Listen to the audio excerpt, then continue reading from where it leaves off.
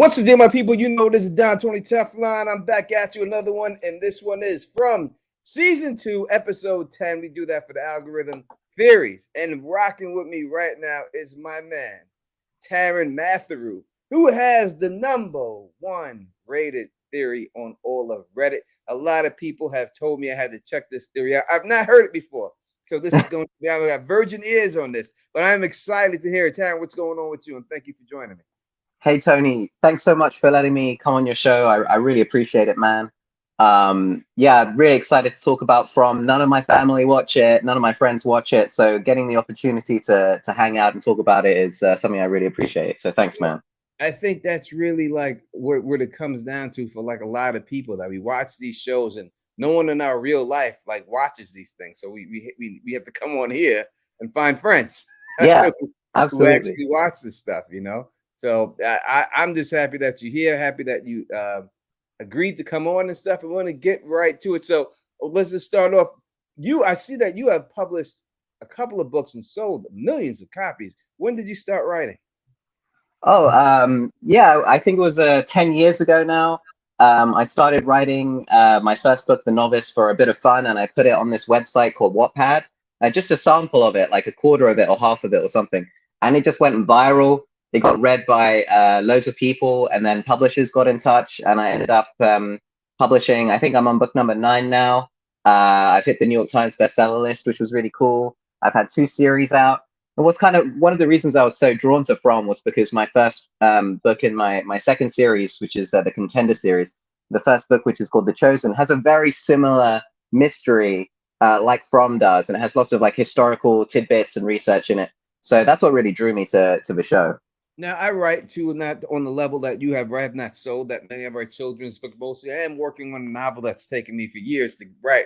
But I think that, like, as a writer, that sometimes when I was doing A Song of Ice and Fire, when I was doing this show, that I was able to figure things out because I put myself in the writer's perspective. Do you think that that helps you when you make up these theories? Yeah, I mean, I'm not amazing at guessing the plot of From. I think the mythology is something I've had a bit more luck with, if I'm right. But I'm not always able to second guess the writers of the show. They tend to take stuff in interesting directions. But I will say that my family, they hate watching movies with me because I'm always like, that's how it's going to end. And then I'm right like a lot of the time, because I can just see, the writer's sort of pen in the story. I can sort of see where they're coming from, and it helps me predict what's going to happen next. Yeah, I guessed the mayor of Easttown, who was the killer, in episode 3. In Nice. episode 3, I had it in episode 3. But I do myself. That's what I think. I try to put myself on the writer's shoes, and I say, if I was writing this, where would I go? And usually, most a lot of times, it goes the same way and stuff like that. So, all right, I'm glad to get into this theory. Let's get right into it. Let's show this right out here, right here. Whoop, this is the wrong one. That's the wrong one. Why is it doing? This is the right one. All right. Let's get right into this theory. You tell me when to scroll, and I will. This is Sweet. you give the name of your theory and everything else, and we'll keep it going. All right. Are you able to zoom in a little more? Or is that what we got? Yeah, let's see. Oh yeah, that's great. Thank you. All right. All right. So when I started this theory, the first thing I went to was the dates, because I think we can all agree that the earliest date on the wall when Tabitha goes up in the tower is 1506. Yes. So immediately you've got to think the origin of the story comes from before 1506. And what's really cool about this theory as well is that it looks at the name of the show. The show is called From. In other territories where it's been translated, it's called Origins. So there's clearly an origin story here that started the whole thing. And it suggests a historical origin. And I think that it's an America-focused show. I mean, all the pins on the map are American. You've got 1950s America. You've got 1860s Civil War soldiers. You've got the American flag in the opening intro. So I really think that the origin of the story is clearly American, which means you need to look at North America before the date of 1506. And that actually really limits the number of people or the type of origin story that this could have. And the reason I say this is because before 1506, only 3 European explorers ever visited North America. I mean, something that I don't think a lot of people know. It surprised me when I learned about this. But Christopher Columbus never set foot in North America, nor did he even sail along the shore of North America. The closest he ever got was the Bahamas. So you actually have to move a little bit past Christopher Columbus to see the people that reached North America before 1506. Now, obviously, there are Native Americans who have been in North America for many years, but I just didn't think that the show would be going for an origin that starts purely Native American, just because of so many of the themes on the show.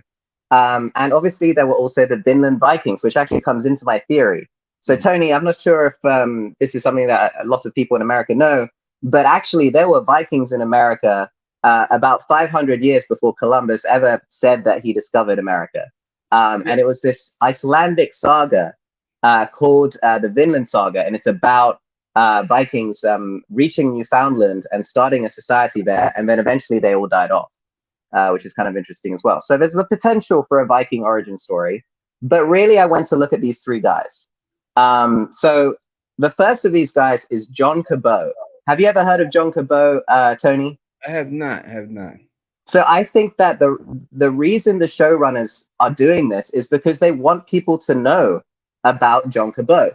So let's look at the number of people. So if you don't mind scrolling up a little bit, it's just there. So we got 3 ships sailing on a river into Newfoundland, in my mind, and that's in the cave painting. And although it shows a river, in many of Victor's drawings, there's actually a coastline depicted several times. In fact, Tony, do you remember the jigsaw puzzle, that sort of piece that's sort of floating above the sea, and there's like a piece of land that's sort of been taken up? That's one of the like more iconic Victor images, and that is a coastline right there. And you can actually see 3 dark smudges on that coastline that might depict ships lined up against it. So I believe that 3 ships came. And John Cabot and the Corte Real brothers, every single one of them went to Newfoundland, North America before 1506. So there's only 3 people that it could be if you discount purely Native American origins or the Vikings. And what's really interesting is that if you look at Ellis's painting in his room, if you look at that picture there on the bottom right, that is people dressed in Tudor clothing. So that clothing, it belongs to the 1500s, 1600s, and it means that there is a Tudor origin to this story. And John Cabot and his crew would have been dressed as the Tudors were. And what's also really, do you have a question? Sorry, I don't so let me so that way we can follow along and everything. Yeah, you're saying that sure. You're saying that in this theory that this all starts in 1506, right? And you're saying that this guy John, who was there in the Tudor, now 1506, is that the Tudor age? Yes, it is. Yeah. So in the Tudor age, you believe that these people came to this continent, and this upper picture on the left depicts the 3 boats of those 3 people, of the 3 ships of them sailing into this from village and stuff, right? Yes, absolutely. That is a theory. So if you look in the bottom left picture, you will see red stick figures dancing around what looks like a cornfield of some sort. Now, right here. What is really interesting about this theory is that the Beothuk people, or I believe it's pronounced Beothuk, but I may mispronounce it a few times, so apologies for that. That's just how I've only ever read the word. I've never really heard it pronounced. But the Beothuk people were known to paint themselves in red ochres, which is like a red dust. They would cover themselves in red clay, and it's actually one of the reasons why Native Americans became known as Red Indians in that racist term.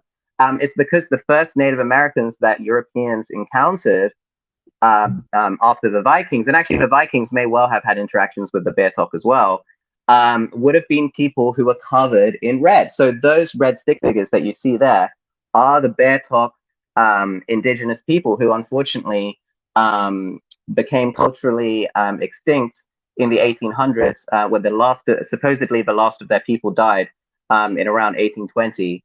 And she was the last of her kind, and it's unfortunately they died off because of atrocities committed by settlers They died. They died out because their traditional hunting grounds were filled with settlers, and they were pushed out of that area. So there's a lot of starvation going on, and unfortunately, smallpox. And I think you may be aware that there is history in Europeans giving Native American indigenous people blankets infected with smallpox, which would have, That was the Spaniards who did that, right? Who did yeah, that and killed them off, those bastards and everything else. exactly. I mean, Yeah. it's a genocide, really. And but what's interesting about that Tudor painting is that they appear to be holding blankets. Okay. So I don't know if that's relevant or not, but it's something I thought should highlight. So now we can scroll down a little bit more. All right. If anybody has any questions, this is the time before he gets into the next part of this. The two That's ships. it. You can stop there. That's perfect. The two So ships. Would you, if you have any questions about the first part, or you don't understand anything, now is the time to ask the questions and everything else. So we're focusing here on right now that one specific date, right? yeah, 1508, and that is what led you to this whole situation right here. All right. yeah. So what's interesting is John Cabot and the Corte Real brothers. These are the three different. These are the three different groups of people that I'm saying arrived in Newfoundland. Every single one of them mysteriously disappeared historically. Mhm. So we know that these guys sailed towards Newfoundland and then never came back. That is part of the historical record. And what's also very interesting is that the ship that John Cabot discovered Newfoundland with was called the Matthew, Okay. which I think is an interesting coincidence, because obviously we've got the Matthews family. Mm-hmm. Another really interesting thing about this theory is that it theorizes that they would have landed where the Beothuk people were living. And according to archaeology in Newfoundland, the main archaeology they've done for a Beothuk village was found in a cove that is called Boyd's Cove. Nice, nice. So another coincidence that brings it all together. And another interesting coincidence is that the show is filmed in Canada in Nova Scotia, which is literally right next to Newfoundland. So they're actually filming in geography, biology, territory. Everything is authentic to Newfoundland, effectively. So they are filming almost on location. If what I believe is true, which is that that this story of John Cabot is what started the curse or the event that created Fromland. So we got a few coincidences there, which I quite like. What's also interesting is that when you look at Fromland, almost everything could fit into a 1506 onwards timeline. But what you also have is a stone circle. And what's interesting about the Vikings is that they built stone circles. So it's quite possible that a stone circle left behind by the Vinland Vikings was teleported into Fromland as well. So that is why you have a stone circle in Fromland, because Native American people, although they made medicine circles, medicine wheels, and some other stone structures, they never made stone circles in the way that we see it in Fromland, which suggests a sort of pagan, European pagan origin, which is where stone circles came from. So that is how you answer why a piece of North America somehow ends up with Viking ruins, effectively Viking stone circles in it. So anyway, so that's the start of the theory. Now we need to look at the Corte Real brothers. So the Corte Real brothers, the first brother came to Newfoundland, kidnapped 57 Beothuk, and brought them back to Spain. And unfortunately, all the Beothuk who he took died. He then returned towards Newfoundland and disappeared. And his brother decided he's going to go and try and find him and followed him. And he also was headed towards Newfoundland. And then he disappeared as well. So we have three explorers, every single one of them who went to Newfoundland, went back to Europe, and then came back towards Newfoundland and disappeared and never came back. Which I think makes the mythology of From rooted in history, which is kind of interesting. Now, what we know as well is that Sarah talks about two cars coming as being special, and the two cars coming resulted in everyone dying. And then Victor also says 2 cars coming is special. And after the 2 cars came, everybody died. Well, I think this is representing the arrival of the Corte Real brothers. I believe they arrived together, they caught up with each other, they arrived in Newfoundland together, and then they committed the atrocities that basically created Fromland. There, because they have a history of kidnapping and treating the Beothuk people poorly. Um, so that's what I believe the 2 cars coming together represents. I believe it represents the Corte Real brothers. And now we have happening in Fromland in season 2. What happens? Winter approaches. Too many people have arrived. So there's starvation happening, and winter is coming. So things are getting cold. Nothing's growing in the soil. So Fromland is recreating the events of these 3 ships being marooned in Newfoundland when they can't grow enough food. Winter is coming, and people start fighting over food shortages. They are recreating what occurred. And what's also interesting, you have tongues being cut out. So you have Sarah cutting out Toby's tongue. You've got the lady monster ripping out the tongue of Kevin. Yep. In Colony House. You got a picture of cauldron full of tongues, or it might be worms, but I think it's tongues. What's interesting about that time period is that people who mutinied or blasphemed, so they said like God doesn't exist, or they said something that was anti-Christian, the punishment would be their tongues being cut out. And I believe that that's something that happened during here. Maybe there was an attempted mutiny by John Cabot against the Corte Real brothers. Something like that may have happened. And they may have been punished with having their tongues cut out. So that is the first part of the theory. I know this should be more of a discussion. So if you want to fire any questions at, all right. So let me get it. Make sure I understand. So you're delving with the first date, not the. Do the other dates match up to this, or are we just dealing with just one date? So all of this happens before 1506. I believe 1506 is the time that somebody goes in the tower and inscribes 1506. But so we know that's the latest that it could have happened. John Cabot disappeared in 1498, so he may have lived there peacefully with the Beothuk, repairing his ship, trying to get away for several years. And then the Corte Real brothers would have come, 2 ships at the same time, in 1502, 1503. That's roughly the time they would have come. So then everyone gets sucked into Fromland, and within 3 years, someone ends up in the tower and scratches 1506 in the wall. Right. So do you think that the Cortez, the brothers, were kidnapped into Fromland? I will explain how Fromland originated with the religion of the Beothuk, because it aligns very closely with the imagery of the show. So I believe that effectively what's happened is you've got 3 different ships marooned. The Beothuk people having their food stolen from them, perhaps being enslaved like the Corte Real brothers did, which is a terrible, horrible thing. Mm-hmm. And I believe that that would have upset the Beothuk gods effectively. But let's continue, because this is not the end of what happened. So there is starvation. There is people fighting over food. There's tongues being cut out. Well, now let's look at the Inquisition and the witch. Okay. So what's interesting about John Cabot is that he actually brought a friar with him, an Augustinian friar. I think his name was Giovanni. And his intention was to convert the Beothuk people and create a church in Fromland. Not in Fromland, sorry, in Newfoundland. And at that time, the Inquisition had begun, in Italy in particular, which is where they came from. And that was when people were scared of witches. People were getting blamed as witches all the time. They were torturing them, burning them, all sorts of stuff. And if you scroll down, there's some of the imagery that I have seen that I think points towards there being a witch. So you got a witch picture in the children's paintings. You got a black cat and Halloween decorations in the clinic. You've got this old lady in Victor's drawings. You can see the wrinkles under her eyes. It's like a lady in gray. I believe that is the witch.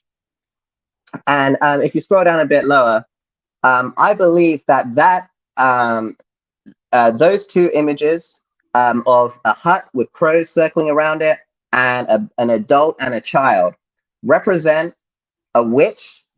So a woman who was accused of a witch and her child, and she is imprisoned in this hut, which I believe is the hut that that Boyd finds the talismans in. And she and maybe even Cabot himself are accused of being a witch, and that is something that typically happened. Was that if somebody was accused of being a witch, they would be imprisoned, and they would be put somewhere. And I believe that they imprisoned the witch there, and you can see the crows circling because there's a prisoner inside, and that's what crows do. And yeah, I believe that her giving birth to a son is mirrored by Fatima's pregnancy. So I believe that she got pregnant by someone while she's marooned, and that's how we get that imagery there. All right, so now you say, so you're saying that, and this is in Fromland. This is taking place. The witch. No, this is still in Newfoundland. No one's been taken to Fromland yet. All right. Yeah. So this is still, they've been marooned. People are starving. The Corte-Real brothers are causing all sorts of trouble. And then people started thinking that some of these people in here was witches, and yes, the Inquisition happened in Newfoundland. Yeah, exactly. So in Newfoundland, the Augustinian friar, and it is the friars of that era were the ones who led inquisitions. So it is perfect casting for this scenario. We know that there was a friar on board with Cabot who wanted to convert people, who was very religious, who was so religious that he was willing to go to the New World and try and start a church on his own. And that's why he went there. So yeah, we need to scroll down a little bit. That's cool. And I'll tell you a little bit more about what we got going on in this theory. So you've seen the burning skeleton. I believe that is somebody being burned as a witch in Newfoundland. And I believe that this is what happens to create the story of Fromland. Okay, so we got a witch. She's imprisoned in a cave. Maybe her husband just got burned as a witch. Her son is being kept from her. People are starving. There's these crazy Corte-Real brothers going on. And she basically summons the devil of Newfoundland. So this is a common piece of mythology. They've actually merged two very common legends to make this happen. So I believe that this witch, I'm going to call her the witch from now on, okay. Even though I don't know if she was a real witch who could create magic and do real magic, or whether she is just a woman who was accused of being a witch. But I'm still going to call her the witch just to keep things simple. So I believe this woman, she does a deal with the devil. So there's a legend of a deal with the devil, and there's also the legend of somebody playing a game of chess with death so that they can live for longer. So have you ever heard of that mythology of somebody playing a game with death before?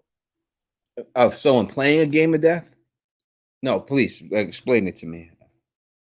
I would love to hear about. So the mythology about someone playing a game of death, like a witch makes a bet with the game.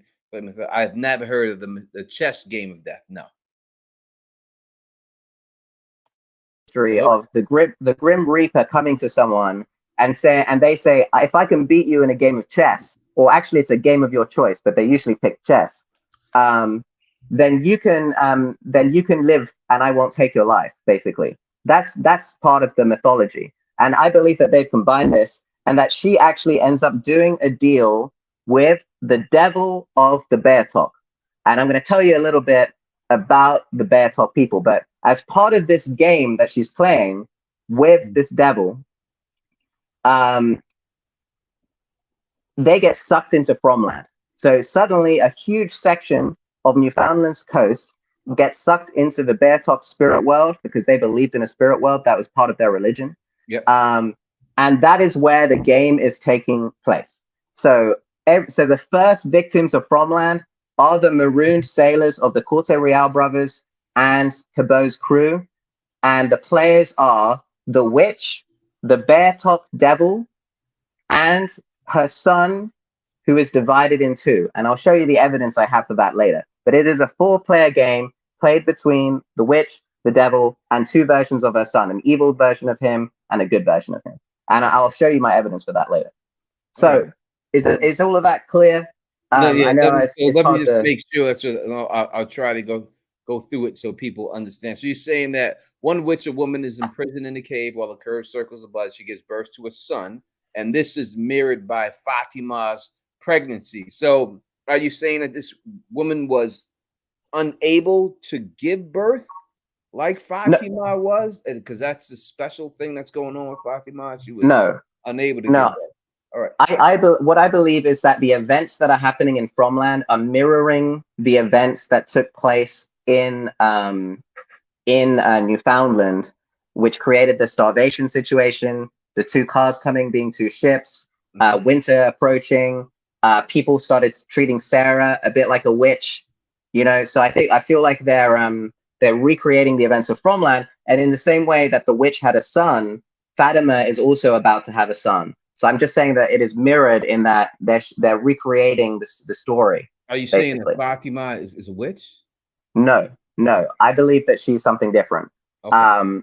But I'm just saying, in the fact that she's getting pregnant, it's recreating the fact that a woman got pregnant in the origin story in Newfoundland with the Maroon crew. All right. And you say so the witch makes a bet in your thing, playing a game like a game of chess to the death. Now I've heard of things like that before. There's a very good movie called Crossroads back in the day with Yeah, Ralph Macchio was in this, and he goes on a journey. He is there's a black guy in it that has sold his soul to the devil, and it's basically about him getting the contract of his soul back, and it was basically on a guitar playing situation. So you're saying that yeah, this witch makes a bet with the devil, and this segment of the coastline, the ship sucked in the front land, and the victims is because of this bet that they yeah, made. yeah. Because I think she's about to die. Maybe she's about to lose her son as well. Maybe she's scheduled for execution the next day. And then I think she summons a devil, any devil that she can, and it happens to be the Beothuk devil. And he says, I'm going to save your son. I'm going to save you, but you got to beat me in a game of your choice. And she says, how about a game of cards? And that is what happens. So that suddenly everyone gets sucked into Fromland, and now there's 4 players in this game. Her son is 2 of them. The devil is one, she's the other. And let me explain now how I know, or what I believe, that the Beothuk are the ones who have created this mythology. So we can scroll down to the Beothuk section now.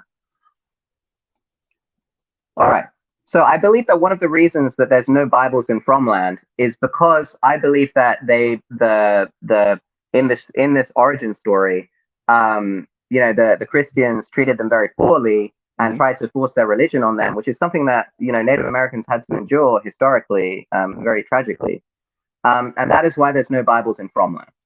Now, what's very interesting about this mythology is that there is very little known about the Beothuk religion, but every aspect of it seems to align with what I'm seeing in From.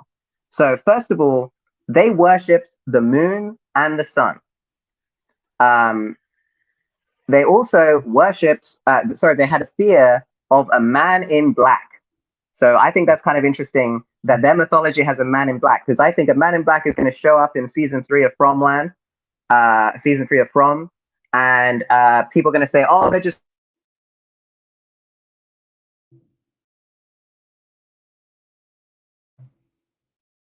I think I lost you lost your sound for a second. I can't hear you right now. Can the chat? Can you hear him right now in the chat, or is it just me? Maybe it's just me. Let's Let me. see if people. All right, you're back. I can hear you again now. All right. Okay. Sorry about that. Okay. Can you hear me now? Yes. Okay, great. So the Beothuk worship the moon and the sun.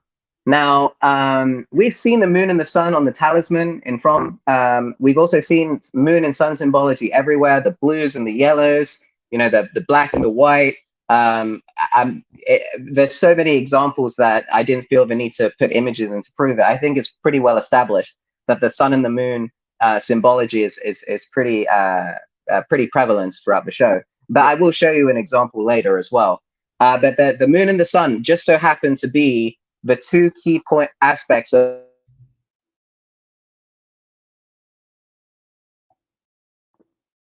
I think your audio went off again. Real quick, your audio went off again. Yep. All right. So he's gonna get fix his audio and everything else. The sound's going. He's gonna fix his audio. You bet. You did you unplug that? Oh, he's working on.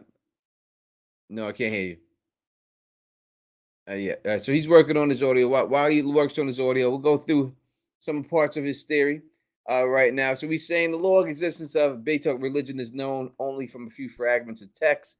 The key aspects of worship is the moon and sun, fear of the devilish man in black, and the sea monster. So he's saying that because we have the talismans, we do see the sun and the moon, and we do know that that is frequented because our monsters come out at night, and in the daytime you're supposedly safe until this whole situation jumped off and everything else. He also says that he's let me see.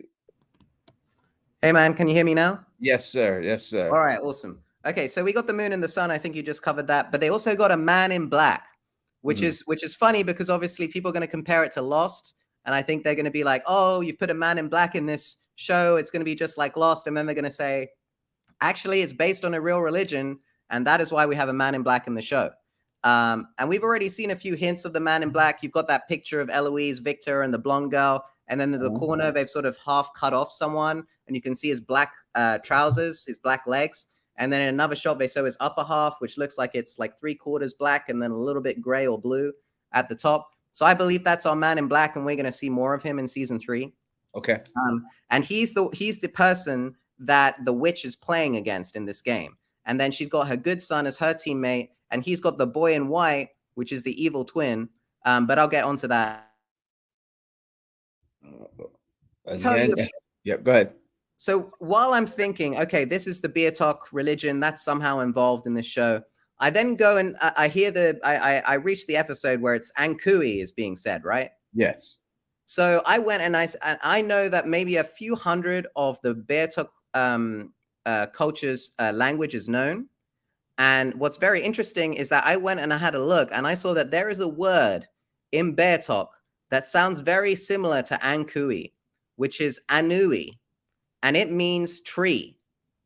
And what's interesting is that when I researched Native American languages, although they typically put a K on the end, sometimes a K goes in the middle when they want to make a word plural. Now, obviously, the languages are very different, but the root language that Beothuk is from, they are known to add Ks when they want to pluralize a word. That's why Beothuk has a K on the end, because it's a plural word. So when you want to make the tree plural, you put a K in and it becomes Ankui. So I believe what the kids are saying when they're surrounding Tabitha is the trees. They're basically trying to tell her that they're the faraway trees. That's what I believe that means. That the kids themselves are the faraway trees? Yeah, I believe they control them, and that they control the faraway trees. Yeah. Right. I believe that everyone who dies in Fromland becomes a tree, and that's why the trees are crowding closer. And the kids, they're sort of the more powerful trees for whatever reason, and they're the faraway trees. Do you think that everyone who has died in Fromland becomes a normal tree, but the kids become the faraway trees? I believe so, yes. Okay. And it may be that all the previous rounds of the game, one of the kids who dies at the end of that game that's been lost, they become a new faraway tree. So there's maybe been 7 rounds of the game played already, potentially. So let's talk about the sea monster, because. All right, let me bring in the sea monster. That is this picture right here. He's saying the man in black has a sea monster, which showrunners represent as the Newfoundland's lion mane jellyfish, which is red in color. The locations of the Vikings ruins were found. All right, let's see if you're because your sound went off for a second again. See if your sound's better. You good? Nope, your sound's off again. Yeah, your sound's off again. It's all right. All right, Emily, for being sake. You know, as he's trying to get in his audio again and everything else. I mean, I would say so far, me listening to this theory, this is a very well thought out theory. It's a lot of things do point towards what he's saying, and I understand why he would say these things he's saying, especially when you look at the Boyd and the ship being named the Matthew. and the code being named. Boy, that's amazing. That's amazing research. And Can you that's hear me, amazing. Tony? Yes, I can. All right. So we only know that the Beothuk feared a sea monster and that it was bad, but the sea monster is never described. But when you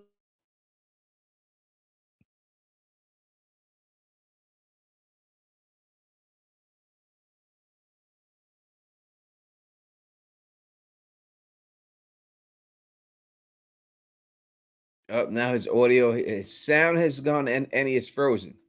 So maybe it is the MGM people that have frozen him. He's frozen now, and his audio is off right now. So hopefully he comes back and everything else. Hey, sorry. It's all right. I don't know what's up with my internet. I think it might be my internet that's Yeah. creating Do you issues. have anything else running in the background or anything? That's No, flagging? nothing. No, it's just literally just this. Okay, sorry about that. Maybe it just cut out for a minute there.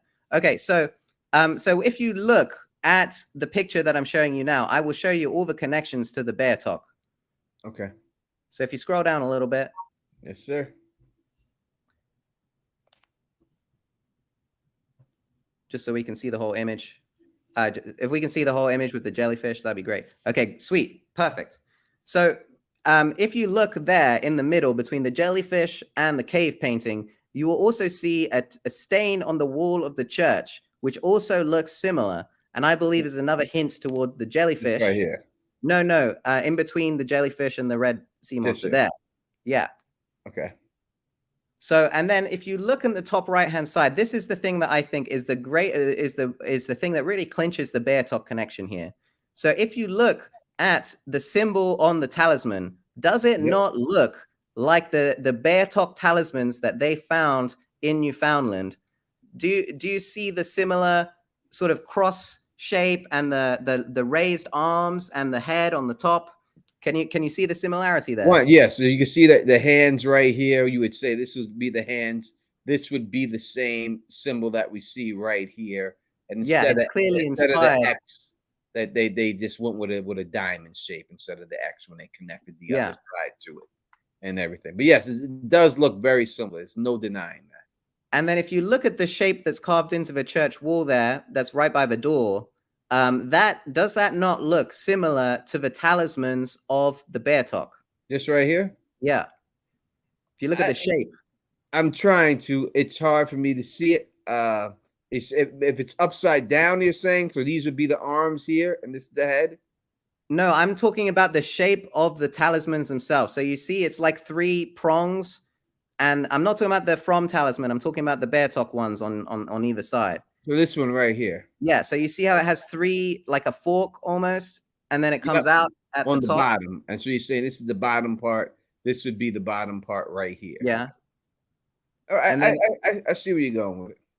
And then if you look at the Beothuk game piece, so the Beothuk, they had what looked like dice. And if you see the triangle that spirals out of that dice piece in the middle, it's very similar to that symbol on the wall, which has a similar triangle that sort of spirals outwards. All right, I see that. I can see that too, right here. Yeah, it's a little dark. It's hard for the people to see it, but yeah, I can definitely see why it would make you think those things without a doubt. Sweet. All right, so now we can get on to the game that they are playing, which is a game of tarot. So are you familiar with tarot cards at all? Somewhat, yes. So because I knew almost nothing about tarot cards before I started researching this theory. And you really get onto this idea that a card game is involved, specifically tarot cards, because of Jim. I mean, Jim hangs upside down a lot on the show, and he is always around rope. And it is a very clear hint towards the hanged man in the tarot cards.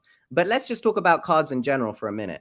So we got the, first of all, tarot, although it originated in Italy, it was very quickly adopted by the French. And Beothuk Cabot was an Italian, so it's likely he brought them with him. But the game they're playing is French tarot, or tarot, as it was known. Because what some people don't know about tarot is that it's actually the original playing card. It never had anything to do with reading the future historically at all. It was just a card game. And that is hinted at in the opening song. The future's not ours to see. Qui sera, sera. It's saying that, yes, it's tarot cards, but they're not there to tell the future. It's the game that's being played.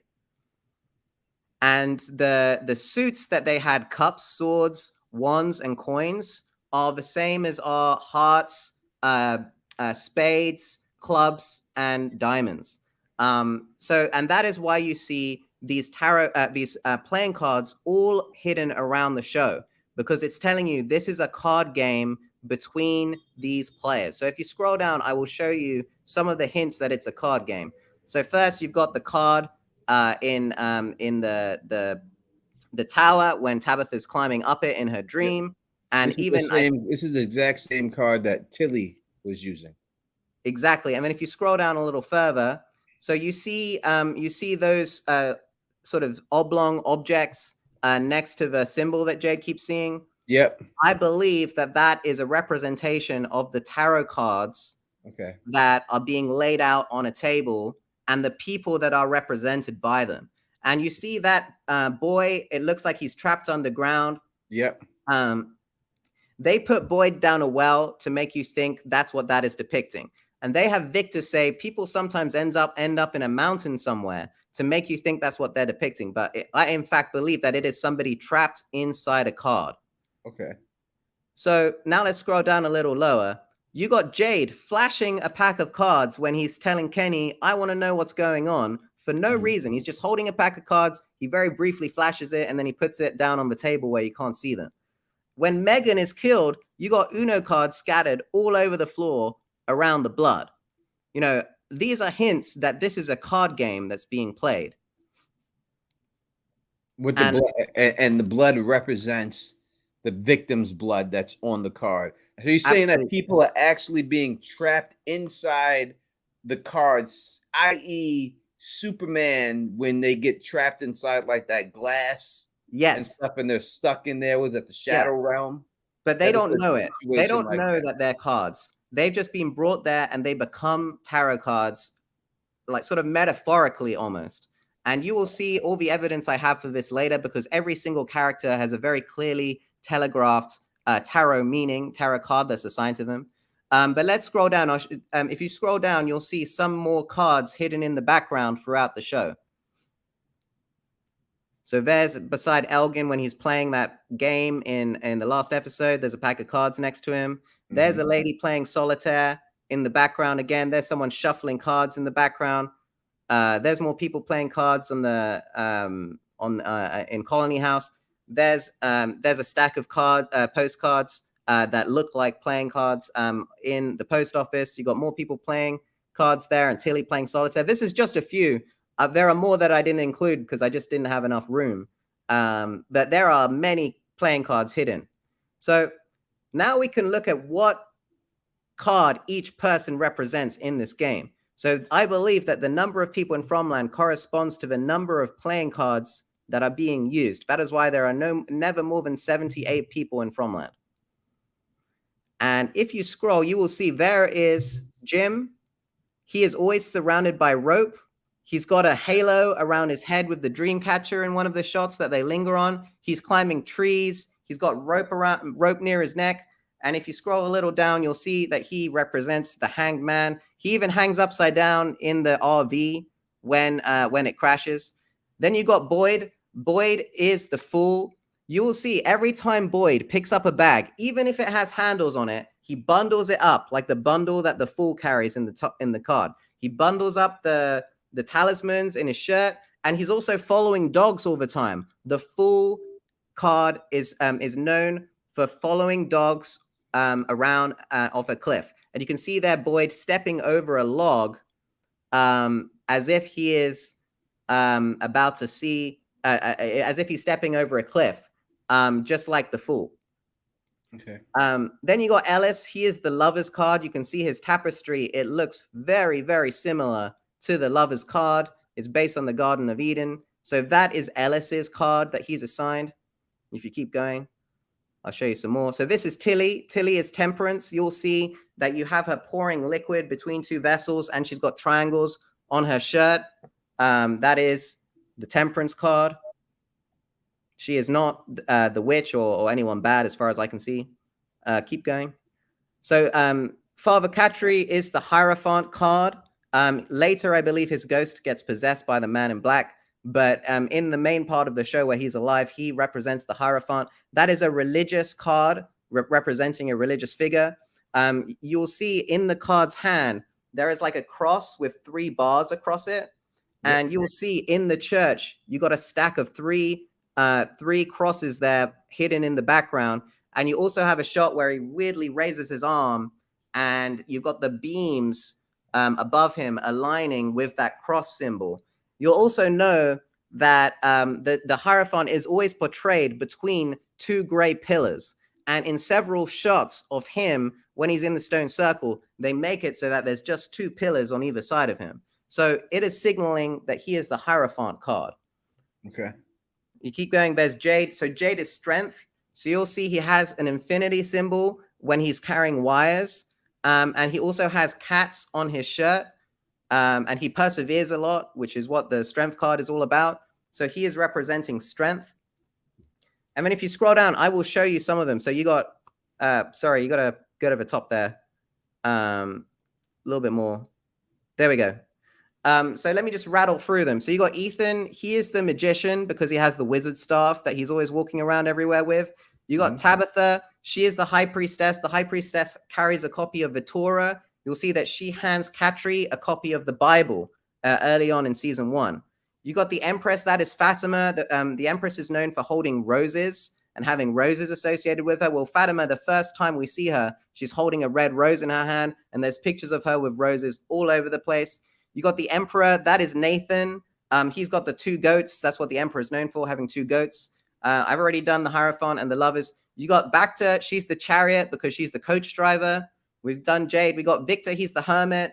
He lived alone for a long time. He carries a torch in key scenes, particularly when he's underground. You got Elgin. He's the Wheel of Fortune. That's because Elgin is the name of a famous watchmaker. He has prophetic dreams, and he keeps talking about owls. Well, owls are a symbol of being able to see the future. So I believe that he's the Wheel of Fortune. You got Tom the Barman. Now, what's interesting is the last time I went through this on a YouTube video with the Movie Guru, I said, I don't know why Tom the Barman is Justice. I've just had to use the process of elimination, and I've put him as Justice. But later when I was rewatching it, I found him say a line, I feel like I'm holding court, which is what a judge would say. And that is why he is assigned Justice. Obviously, we got Jim hanging upside down the whole time. We've got Mr. Liu. He is the Death card. That's because he always wears black. There's a king, a bishop, and a knight in the Death card. And he obviously plays chess with a bishop, a king, and a knight. And the Death card has a black knight riding a horse. And he says, Knight scary. Now, we've also got the Devil. Now, I believe that the Devil possessed Boyd when he got the worms. And if you look at the Devil card later, you'll see that the Devil has a torch pointing down and people in chains against a wall. Well, that is what we saw before when Boyd goes and gets the worms from Martin. He douses his torch upside down in the soil when he's running away.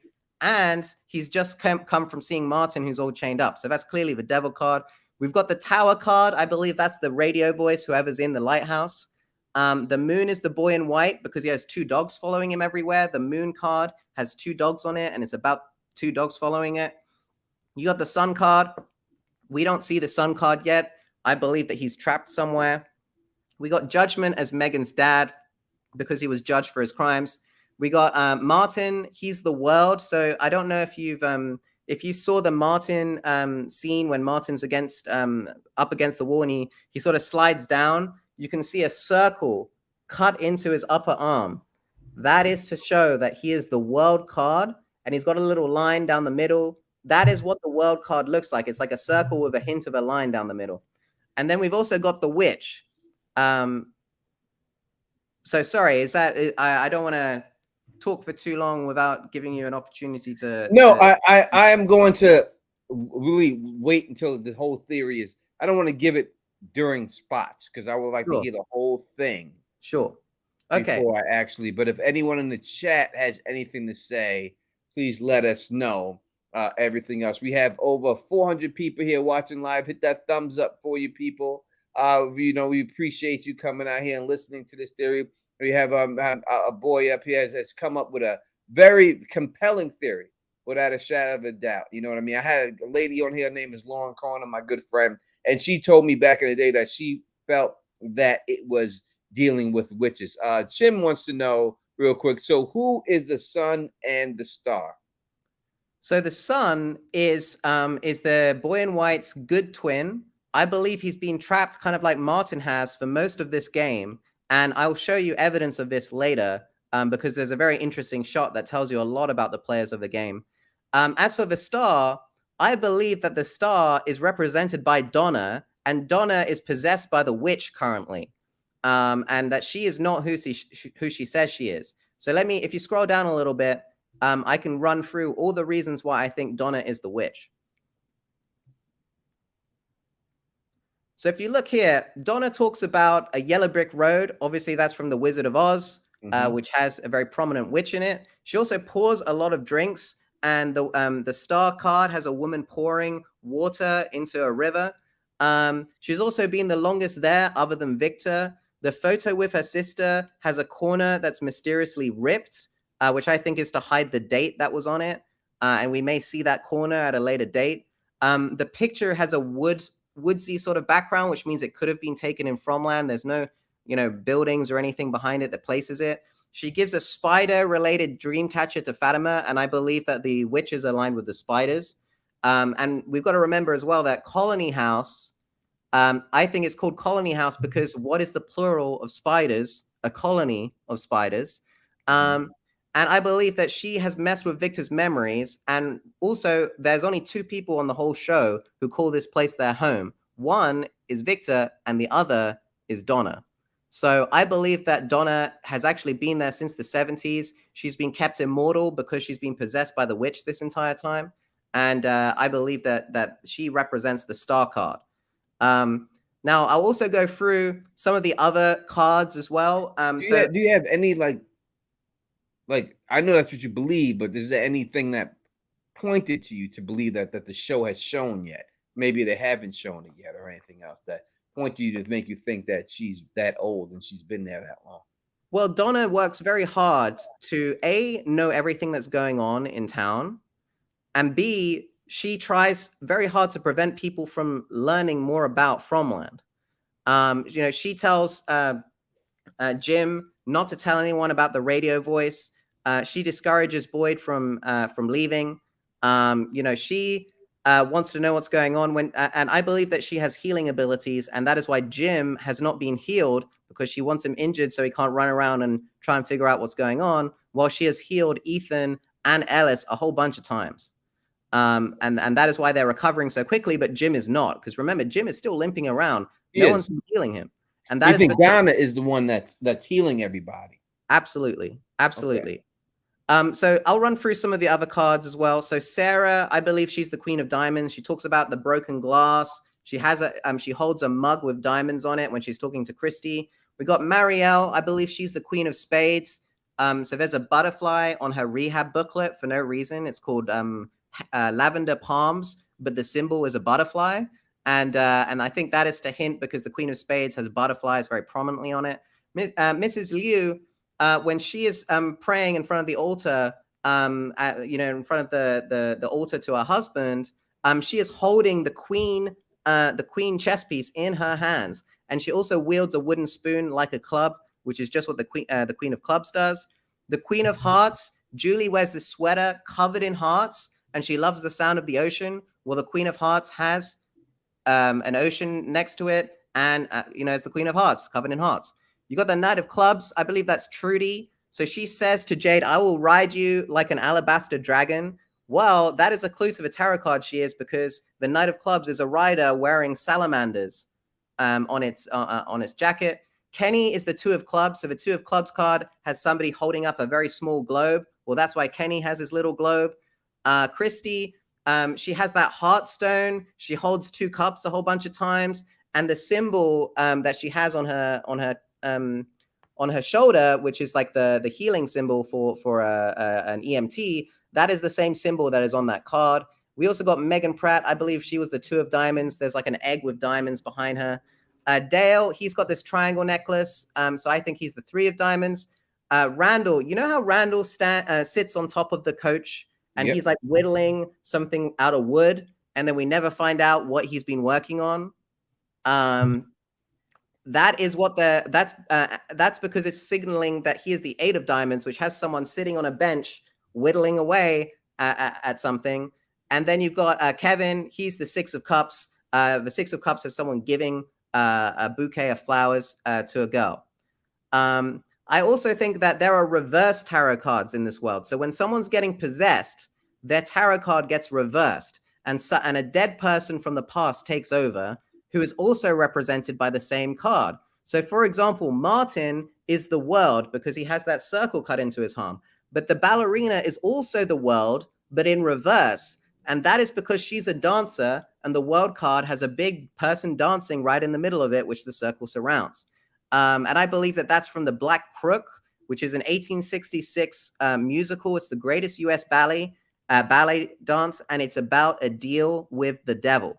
You've also got the Civil War soldier. The fact that Jade is seeing it tells me that he represents strength, and obviously the guy seems hugely strong when he attacks Jade. And then you've got the Wheel of Fortune, so that's Elgin, and I believe that the woman that is drowning him is his reverse tarot card, which I believe is a Shinto princess from the Wakamatsu colony of 1869, which is the first Japanese people to ever move to the United States. So all of these people are from the 1860s, and when people get possessed, we're going to see people from the 1860s taking over their bodies, and they're going to be acting super creepy. And that is what has happened to the people that we see in town from the 1950s. They have been possessed by someone from the past, and they are now evil versions of themselves. So you think that all the monsters that we have seen so far have been possessed by people in the past, and that's why they turn to monsters? Or yes, that's what makes them those monsters, because they've been reversed. The tarot card has been reversed, and now they're a different person who is on the devil's team or the moon's team, because they're a team together. It's 2v2, and that is why that is how that's come about. So let me explain this riddle using the tarot rules. So first of all, there's several versions of tarot, but there's some common rules throughout. And so, for example, 3 cards are dealt at a time when you're playing tarot. So they deal 3 cards at a time. And there's also a thing in the game where one of the players is forced to exchange 3 cards with the other. That is why they come for 3, because Donna's hand is the people who are playing the witch, they're switching cards with her, and that's why they're taking the Queen of Hearts, the Queen of Spades, and the 8 of Diamonds from her hand. That's what they're doing. But instead, what happens is she plays the Fool card, which is Boyd, and that's what I think is gonna save everyone, because the only card that can beat the world in the game of tarot is the Fool, and only if it's played in the last round of the game. You think Donna's going to play that card? Well, I believe that Donna is possessed by the witch. All right. So technically the witch is going to play this card. I don't know if not an evil witch. It's because it's going to help save them, right? The Fool card. The witch is good in this story. Okay. All right. And Donna is good, but she's also lying about who she is. And I'll explain a bit more about that in a minute. So also there is a dominant suit in tarot. So that means that basically at the start of the game, they put a card down, and that tells you which suit is always going to win. So in this case, it is hearts, because what can you touch, break, and steal? You can touch a heart, you can break a heart, and you can steal a heart. So it is telling us that the dominant suit of this game is the heart suit. You know, we've got the heart chair outside the Matthews house. You've got Christie's heart rock. There's a heart on the bell in Colony House. The trump suit of this game is hearts. All right, let me take this. I got a super chat from a man Fernandez. Thank you so much. And I got another super chat from Cram. Both sent it to the Cash App. Thank you so much. We truly appreciate everybody out here that is out here. We have over 400 people watching us live, make sure you hit that thumbs up for your boys. We're going to go through that. We're going to go through all this explanation, and I'll give my thoughts on it as soon as we're done with that and everything else. It's very well thought out, as I think anyone can hear this. This is a lot of this stuff does fit together, especially the heart can be touched, can be broken, can be stolen. Without a shadow of a doubt, I could see exactly why you came up with that. Yeah. Thank you very much. I mean, I hope it makes sense to some people. It may not be that I'm completely correct about the whole show, but I do believe that the similarities between the talismans and the fact that the only 3 people who came to North America who weren't the indigenous people or Vikings was one of these 3 people, and every single one of them went to Newfoundland, really seals it. And obviously the tarot cards, people will say that I'm just making these connections, but it's really becoming quite obvious. So here's another really interesting thing about this game of tarot is that there are 3 special cards. One of them is the Fool, that's Boyd. And it's basically, you can play it at any time to stop yourself from losing the hand. And then it comes back into your hand after you use it. It's a very special card. And that's why Boyd keeps showing up at the last minute and saving everyone. The other special cards are the Magician, which is known as the Petite or the Little Man. And that is why Ethan is targeted. That's why the voice tells Sarah to kill the boy, because the Petite is the second most powerful card in the whole game, right? Ethan is the little man. He's the small magician. And that is why he's a target, because he is the second most powerful card in the game. And what's really interesting as well is that the most powerful card is the World, which is the Ballerina. The Ballerina is the World card in my theory. And that's why the only one that can beat it is Boyd, and only in the last round of the game. So we'll see if that happens or not. And what else? The other really interesting thing is that to play the Fool in the last round of a game of tarot is as rare as a royal flush. Like, it's a very rare thing to do. So I think that they're going to bring that into the story.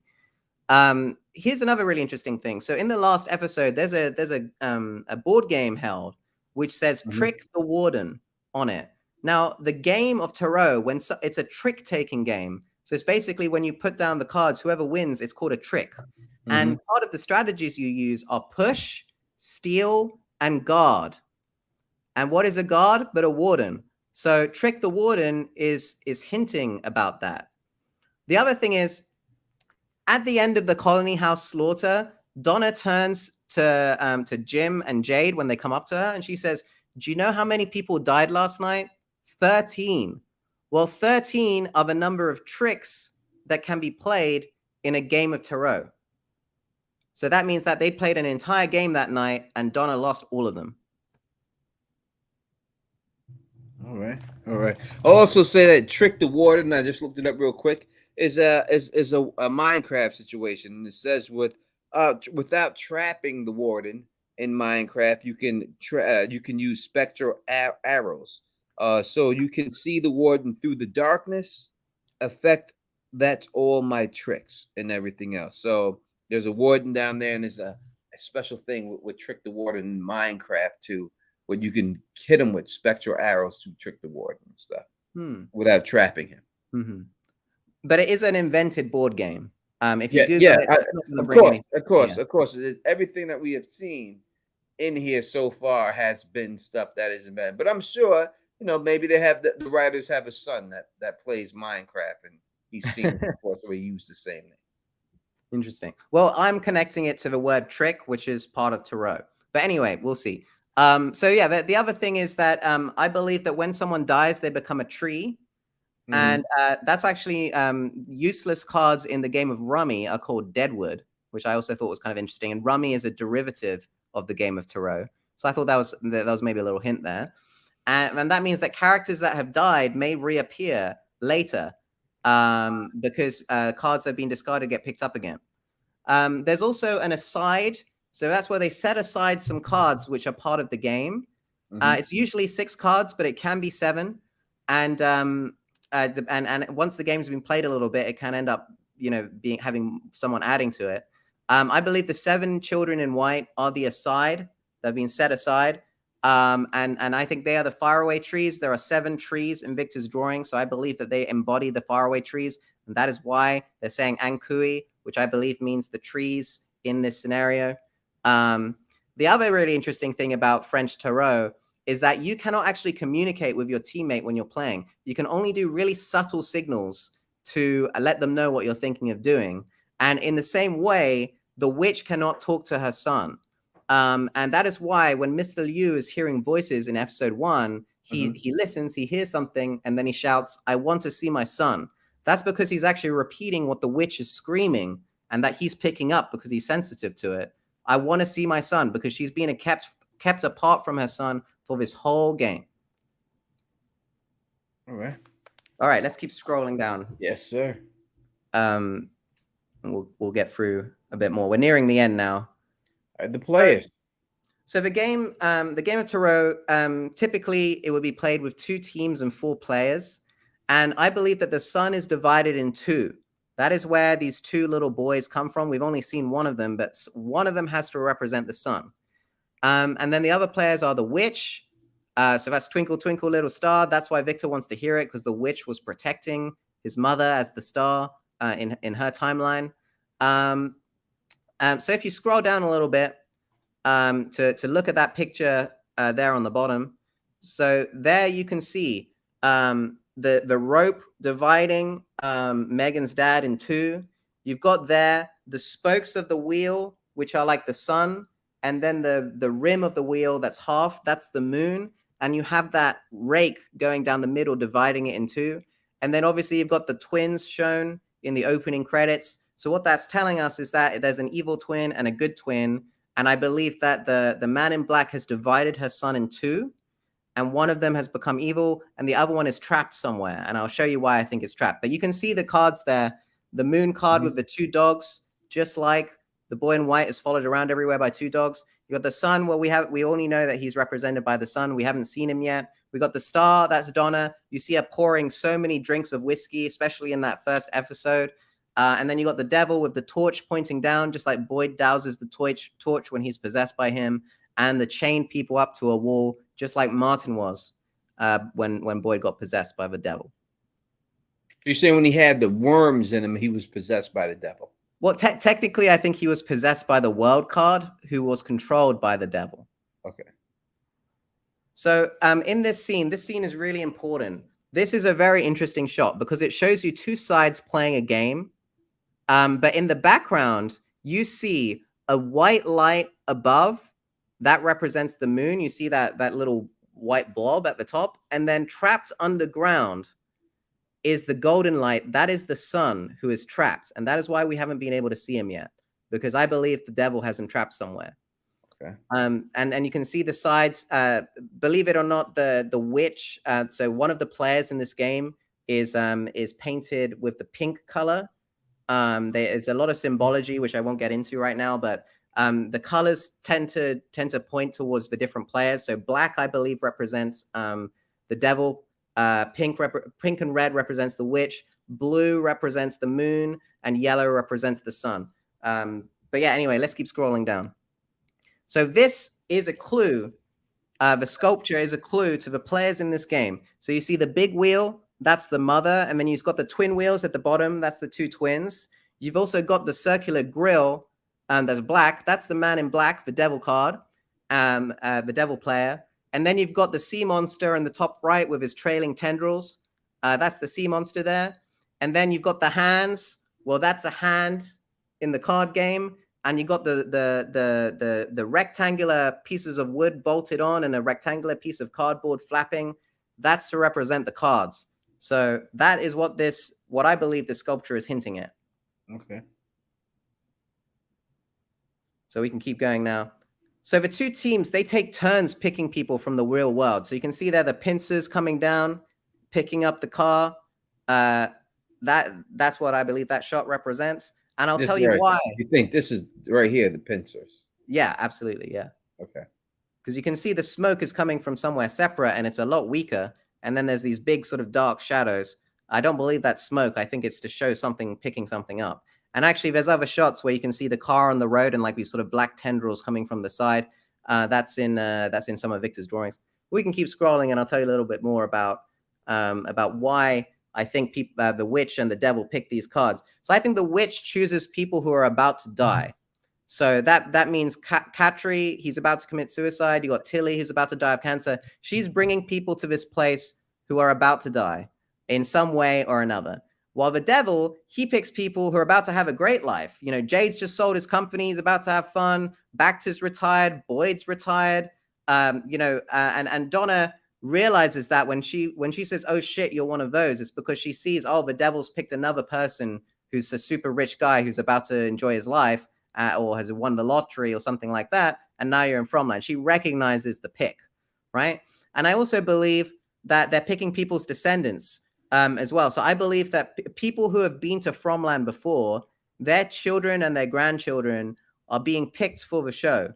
They're being picked by the devil. So Abby, she recognizes the town. She says from a dream, but remember, Victor says that dreams are memories. And I believe Victor's had his memories messed with, and so has Abby, and so has everyone who's ever escaped Fromland. Baxter's grandma happens to know the nursery rhyme poem.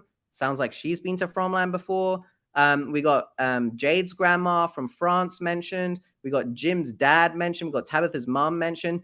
You know, any show that you watch, I know this sounds, like, okay, well, they just mentioned the mom. They just mentioned the dad. Even outside of these connections about knowing the poem and recognizing the dream and whatever, how many shows do you watch where you know about the parents of the characters who'd never feature and they just bring them up for no reason? These mentions are specific so that people know that these people exist. So I believe that the devil picks also people whose ancestors have escaped Fromland, or they have escaped Fromland as children. Okay. So anyway, let's keep going down. So I also think that this game, it's not just a game of tarot. There are invented rules for this game because it's not just it's not just tarot. They're also playing it on a game board. They've got game pieces. They've got dice. They've got the Beothuk stick and bowl game, I believe. So if you look, you'll see checkered shirts, checkered floors, checkered things everywhere. Sorry, let me just scroll down so I can see it. What was that? The other really interesting thing is that board in the background that you see there. That is a crokinole board, which sounds a lot like Cromonocle. What's interesting about crokinole is that it was invented in Canada. It's a Canadian board game, quite an old one. And I believe that that's because they're hinting that it's also the Beothuk stick and bowl game, which those dice I showed you from before in the Beothuk section. I believe that game is being played as well. And you can see there in the image, cards, game pieces, a snakes and ladder board, playing cards again, lying on that table. They're suggesting that this is a mixture of games. It's not just tarot. They've also invented their own rules for the game as well. The cards are being used in this game, but they only really determine who wins and who loses each fight, as it were. All right, I can see that. So if you keep scrolling down, we will continue scrolling. So tarot only determines who lives and dies in this game, but it's not how you score points. And I think the rules are invented by the showrunners. So this is where the colors come in. Now, I think nobody can deny that colors are being used very purposefully and intentionally in this game. And you will see there on the mug, the 4 colors, the yellow coloring, the sort of gray-black coloring, blue, and red/pink. So when people are afraid, they all turn blue. They're all wearing blue. For example, when Ethan admits to Mrs. Liu that he is scared, in the next episode, he is wearing blue. Then when Donna gives him a pep talk, he's back to wearing yellow again. That is because he was scared during that time period. It's hinting at what emotions these colors represent. So if you scroll down, when people are hungry, they're blue. When people are staring at Sarah because they're scared of her, they're blue. You can see the curtains there, some of the colors, the red, the yellow, and the blue, and sometimes black. That is the color scheme of the show, and it is important, and it represents 4 emotions. So when people are scared, the fear is blue. Yellow is courage. So when Boyd's going off into the forest, when Victor starts being brave and looking at his memories, they're wearing yellow. You know, when Ethan's being courageous, he's wearing yellow. When people are hopeful, they're wearing red, and when people are feeling pain, they wear black, typically. Okay. And that is what that is how these points are scored. Okay. So the moon player, that's the boy in white. He collects fear, right? And the fear is gathered in the gallbladder in the shape of the 4 humors. So I believe that the 4 humors gather inside each of the individual monsters of the show. So Donna collects hope, and that is probably phlegm. The worms of the devil, they collect pain, that's blood. The rats, you see the rats eating out the insides of the crows in the cave. Yep. I believe that they gather courage as the form of black bile, and yeah, that's it. I also would suggest that each player is represented by a different animal. So I believe the moon is represented by the crows, the sun is represented by the rats, the devil, the demon, the man in black, he's represented by the worms and the cicadas, because the worms are the parasites of a larval form of the cicadas. And I believe the witch is connected to the spiders. Remember, colony house, colony of spiders. Donna's giving a dream catcher to Fatima. She's definitely aligned with the spiders. She's probably the one who dragged Boyd in his tent to the spider zone where she could keep him safe. And then she healed him with the spider bites to cure his Parkinson's. Because let's be honest, it wasn't the worms that healed him. It was the spider bites. That's because 100%. It was the spider bites that did it.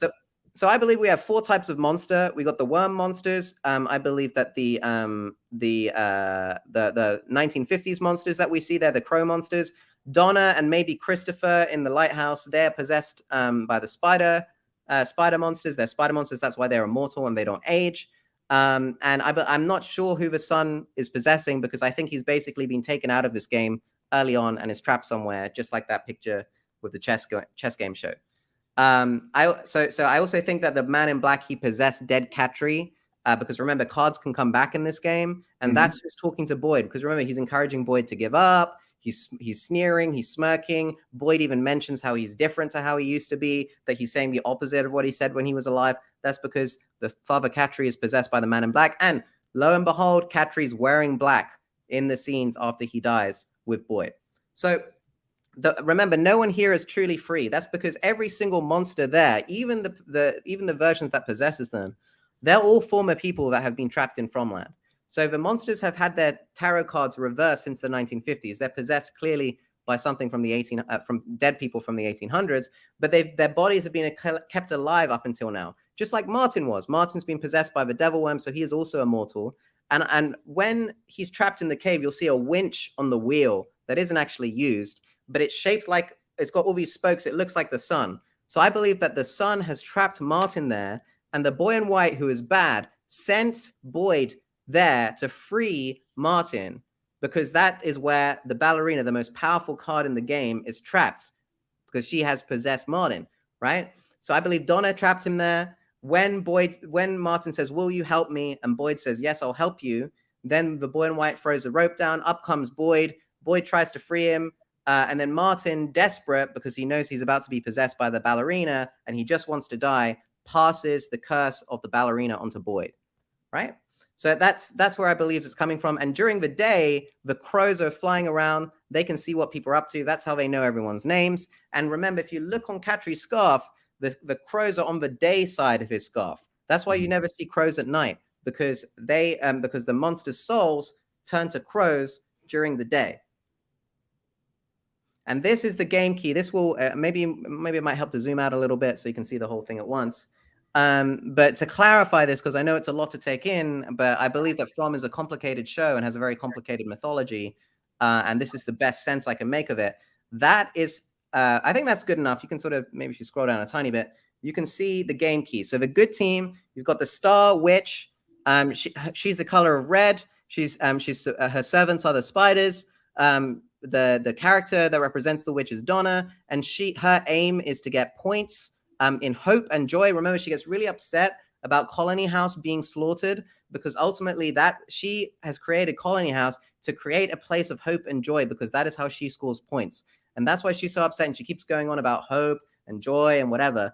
And that is why you see this image of Colony House with all these sort of red sort of flames above it, but it doesn't seem to be totally on fire. It's just sort of red flames above it. That's because that's the hope points going, that's where all the hope's coming from. So that's how she scores. Meanwhile, the Moon team, that's the 1950s monsters that the boy in white controls. That's his hand. Those are his cards. That is, they're producing fear. That's why Randall, when he says he's not afraid of them, they walk away. Not because they won't kill someone if they're not scared, but because they gather fear and they collect it as bile in their stomach. And I believe that somewhere in Fromland, there are vessels that they regurgitate the bile into, or the worm people will drain themselves of blood, the blood, the pain blood that they've collected. Meanwhile, Donna, she's probably spitting the phlegm out like spider webs. And I think the rat team, the sun rat, the good twin, he will produce black bile. And these are the 4 humors that they're using. That's why yellow bile is one of them. That's why when they do the autopsy of Smiley, they get yellow bile out. All right. Cool. All right. And the devil is the blood. Yeah. So I also think that there's a mirrored version of Fromland, so which is taking place in the 1860s at this point, because I believe the ballerina comes from the Black Crook, the Shinto priestess that's drowning Elgin would have come from the Wakamatsu colony of 1869. So I believe that there's a sort of reverse mirror version of the town taking place in the 1860s, and that is where the ballerina, the kimono, and the Civil War or Buffalo Soldier comes from. And on the cave wall, there's like an infinity symbol with like a line through it. I think that's a map of Fromland, and I believe in the middle is Martin's prison, and that's why when Boyd steps through that door, he goes into his own timeline, and the prison sort of turns into a ruin behind him. So there's 2 different time zones, and you can travel between them, and that's how Jim's bracelet ends up in the past, and then in the 1860s, and then it passes all the way forward to Eloise not Eloise, to Victor's mom in the 1970s. So there is time travel in this, and I believe that the Man in Black and the Sun Boy, they're fighting it out in that timeline, and Donna is basically playing the boy in white, but they delve into each other's part of the game and mess with it, and that's what the Man in Black is doing currently with the cicadas. All right. And then number 47, I believe that relates to the cycle, how long the cycle goes on for. So we got, 47 on the radio, book 74 of the Bible, Tilly's 4 kids, 7 grandkids. When you look at the dates, there's a gap between 1883, 1931, 1971, and 2018 of 47 years. And I believe that the cicadas, if you know anything about cicadas, they go dormant for like 8 to 13 years at a time, and then they all come out at once and they demolish crops, and they're a huge plague, and then they go back down again. And I believe that is representing the Man in Black cycle of 47 years, that he goes to sleep every 47 years. That's what happened when Victor survived the last game and he hung out with Donna for 40 years before she messed with his memories. That is the cycle that I believe there is. And that's basically it. I can answer why the USA and why the show is called From. So why the USA? That is the biggest flaw in my theory, because Newfoundland ended up becoming part of Canada, not the USA. So why are they targeting the USA in particular? Well, there's 2 potential answers. I think it's going to be plot related and is not something that you can explain with the mythology of the show. But I believe that it's either because Cabot came to claim new land for Henry VII in England, and it may be that a warped understanding of what that new country that he was going for would became the USA in the Beothuk's mind, or it may be that the next date, 1609, which is the Jamestown colonies era, maybe the war, I think it was called the First Powhatan War between the colonists of Jamestown and the Native Americans there, made the Beothuk gods switch their attention to America, the United States as a whole. But it may be that there's some event happened in the 1800s as part of this game, or was happening in the real world, that made them now say the punishment is exclusive to the United States. Who can say, really? Now, last thing, which is why is the show called From? I believe that the showrunners, they care a lot about American history. I mean, we're seeing it on the show. We're seeing 1950s people. We're seeing 1860s people. There's clearly some sort of historical reasoning behind this. And I think they care a lot about the history of America. And I think they don't like that so much of American history is misunderstood.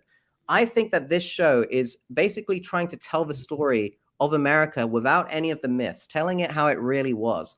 And the first thing they're doing is correcting the Columbus myth that Columbus discovered North America, that Columbus set foot in North America. He never did. I believe that they're saying actually it was Cabot who arrived first, that he didn't enslave and torture and do terrible things like Columbus did. But also telling the story of the Beothuk, who are Native Americans who did go extinct because of the actions of settlers. And I think they're also trying to tell the story of the Beothuk, which is something that most people don't know about. The Beothuk people were the first indigenous North Americans to meet medieval Europeans, and nobody in America knows who they are really.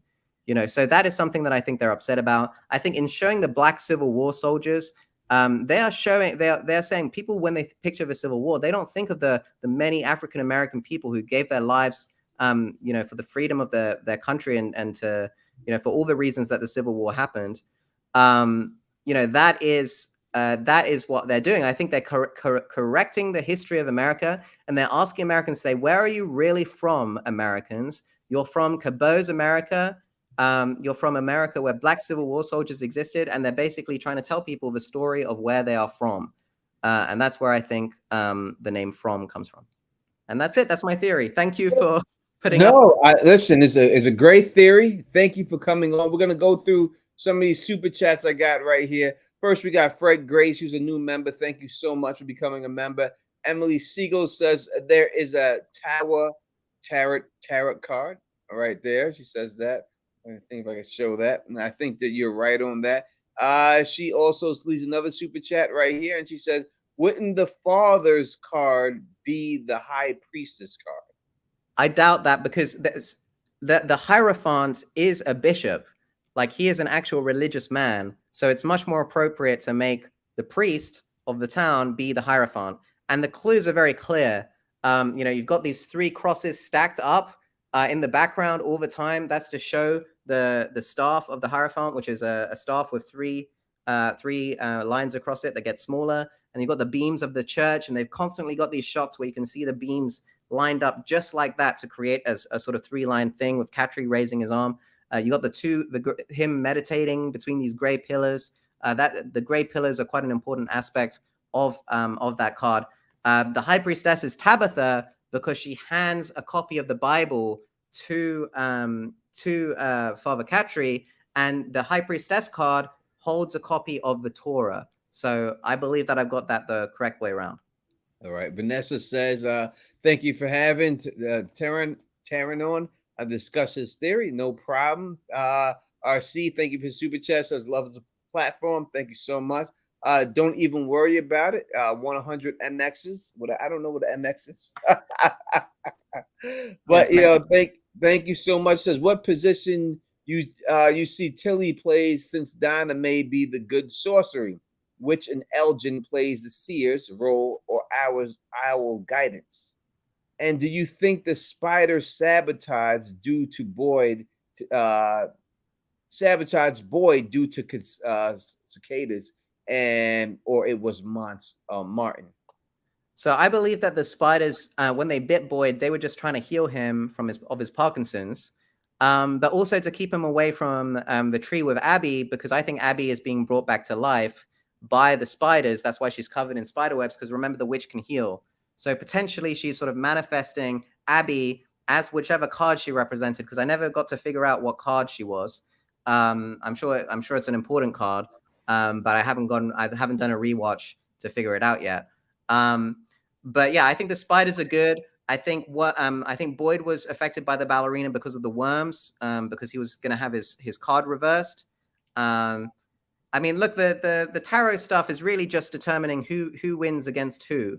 And I don't even know if the tarot cards are being played in the right way. But I think the rule of the fool, the world, and the magician, the little magician, which is Ethan, are are the most powerful cards in the game, and I think the show does that, uses that. That's why Martin was kept in prison, because he's a very powerful card that the devil was controlling. All right, Rebel Eric says, he says, let's show that real quick. Thank you for the super chat. Best series I've heard. Sorry, one chip, Tony. Also, the show Lost had good news. I will not be eating the chip. I'm 100% confident that my theory is correct. So I'm not worried about that. But thank you for the super chat. And 5 figures. Thank you so much for the super chat. 5 gingers. Sorry. Says, thank you for having this theory on concerning Taran's ideas about the show. We appreciate you hosting all the after shows and the fantastic actors you always had your program. You always had on your program this season. Thank you so much. I do my best. I'm here for it's the #1 show for the people, by the people. You know what I mean? For the fans, by the fans, and everything else. And I do my best to do everything. #1, I will say that this theory is amazing. Thank you for even coming up with it and taking the time and effort that it took to come up with all this whole theory and stuff. 100%, 100%. You know what I mean? I think that it's a very well thought out, and I've heard a lot of theories, and a lot of times they're not well thought out, but this one truly is. And it's hard to say anything, and I'm not here to say anything. Not here to play devil's advocate or anything else on it and stuff like that. You know what I mean? But I think that this is a very well thought out theory. I think possibly you could be on to something and everything else. I just don't know. Me personally, there's a couple of things in here that I don't agree with. Doesn't mean I'm right. No, I'm happy to discuss. Like, I'm not defensive of his theory at all. I don't even think it's 100% correct. The clues that we've been given are very vague. Yeah. But I do believe that the tarot stuff, they are doing it intentionally. There's just no way that they're not. Like, the coincidences line up way too closely. But it may be that they're just using it as a metaphor for the characters, and it doesn't actually play into the origin or the mythology or the plot of the show. But I'm pretty certain that they're hinting that which character. I mean, the clues seem so aligned with the tarot card theory. I agree. As I said, my friend Lauren, she came on and she told me she does tarot card readings. Oh, sweet. And she told me that when she came on the channel that this is about witches, Tone. This is about witches, I'm telling you. So I really can't. I'm not an expert. I should have had her on here, but she lives in Ireland. And I think the time zone is a little wacky over there, but it's everything. Yeah. But what she could have been on here, she probably would agree with everything you say. A couple of things I will say about this theory. That to me, when I hear, like, when you said the thing about the bracelet and everything, and I do believe that there is time travel being focused in here. But to me, I think that the time travel is like, I think when we've seen Tabitha's dream that we've seen, and when she's walking up those steps and all of a sudden she looks like she's outside and it looks like it's walking backwards. Like it's very sunny out. And we see Donna out before that. They show her at the same place, Donna, and she's riding into time. But when she's there, when you see her Tabitha out there, it's very nice. I think she gets transported back in the time towards the time when Victor is there. I think that Tabitha is going to be the one, me personally, is going to be the one to tell Victor's mother that the kids are in the tower and they need their help. And it's going to set Victor's mother off on this mission that she's going on. And I think that's how she's going to get the bracelet, is through Tabitha traveling back into time. I think she goes back there, and that's how she gets the bracelet from her. And she's the one who sets Victor's mother off on this whole mission and everything else. That's what I believe is going to happen. Cool. Yeah. With that situation. It could be. Oh, and look, listen, anything could be. All right, we have no idea. The yellow for the courage. Yeah. I don't know, because usually yellow is used for being a coward. Right? Yeah, that's true. We hear like yellow belly, right? Yellow belly cowards and everything else. Yeah. Like, so usually it's more the cowardly lion was a yellow lion. And then you brought up the Wizard of Oz, and we look at that, we can see the cowardly lion was a yellow lion at that point. So usually when we do courage, it's usually represented, not by yellow, but cowardly is represented. Yeah, but let me tell you, every time Boyd goes into the woods, he's wearing yellow because he's being brave. I'm not here to say that or anything like that. He's quite. He is being brave. Going out there is being brave, and everything else with him out there. Let me. I mean, you drop so much on me. It's hard for me to even pick up. It's way too much. I should have really gone through this whole situation and everything else. Let me see if there's anything else that. I mean, there is, but I would have to really pick through it. But I'm not here to pick through. I think it's good. The cars, the fool car being Boyd, and everything else. I would have to go through. See, I'm not an expert in these card things, so I can't, say anything like that. I would need Lauren on here to say that. But I think all that stuff is good. So you're saying basically this is all based on the 1506. The problem I would have a little bit is I would say is that when we look at what they use the show for, what they title the show as, the showrunners, and it's titled as science fiction. It's not really titled as fantasy. So where do you think the science fiction part comes from, since they judge this as a science fiction show? Where would the science fiction be in there? I don't think it is a sci-fi show in the sense that it has futuristic technology in it. I think that fantasy is such a loaded genre that when somebody says, "Oh, this new fantasy show on on Epix on MGM Plus," people are going to think, "Oh, that's going to be elves and dwarves and Lord of the Rings and Game of Thrones," and that's not really what this show is. So I think they went with the sci-fi because that's just the target audience aligns more closely with people who are into sci-fi than people who are into fantasy, because fantasy is just so these days it really is it's like it would be labeled potentially as science fiction, even though it's not Well, I mean, kind of. I mean, you're dealing with when you deal with it, you're dealing with an extraterrestrial creature that puts himself in form of a clown. So yeah. If you're dealing with that, then I guess you could say that would be considered a sci-fi because it's an extraterrestrial creature that has come to the planet, right? I do think when I look at that thing, it does to me look something like a Cthulhu type situation when I see that squid. It definitely makes me think of that when I hear it and everything else, So it is labeled as horror, science fiction, horror, and mystery are the three things that's labeled as, and everything else. Let me hear here. So to me the red, like when you said that where's that picture that you brought up? I'm trying to find it. What, the people in red? This right here, like this picture here. Yeah. Like you said, that these are the cards. Yeah. And the people underneath. See, I think now that we've seen, it makes me think it's the slabs that the children were laid out on.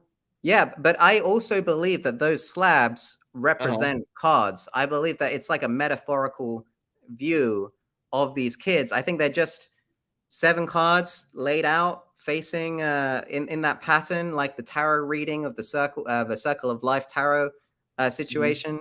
And they if you look, it's kind of like they're sort of oblong shaped, but they're kind of rectangular shaped. And it's like having a king of, if you look at a king of hearts, it's like someone, as a person, a face on their back. I think that it represents cards even with those slabs. And I think it's, again, to throw people off. They're putting in some red herrings in here to make people think.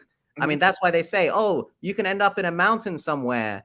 This throwaway line from Victor. It is, but I think we do. I think we do see that, because when Jay goes inside of that cab, when he opens up that door and we see the first person that screams, it looks like that person was inside of that boulder.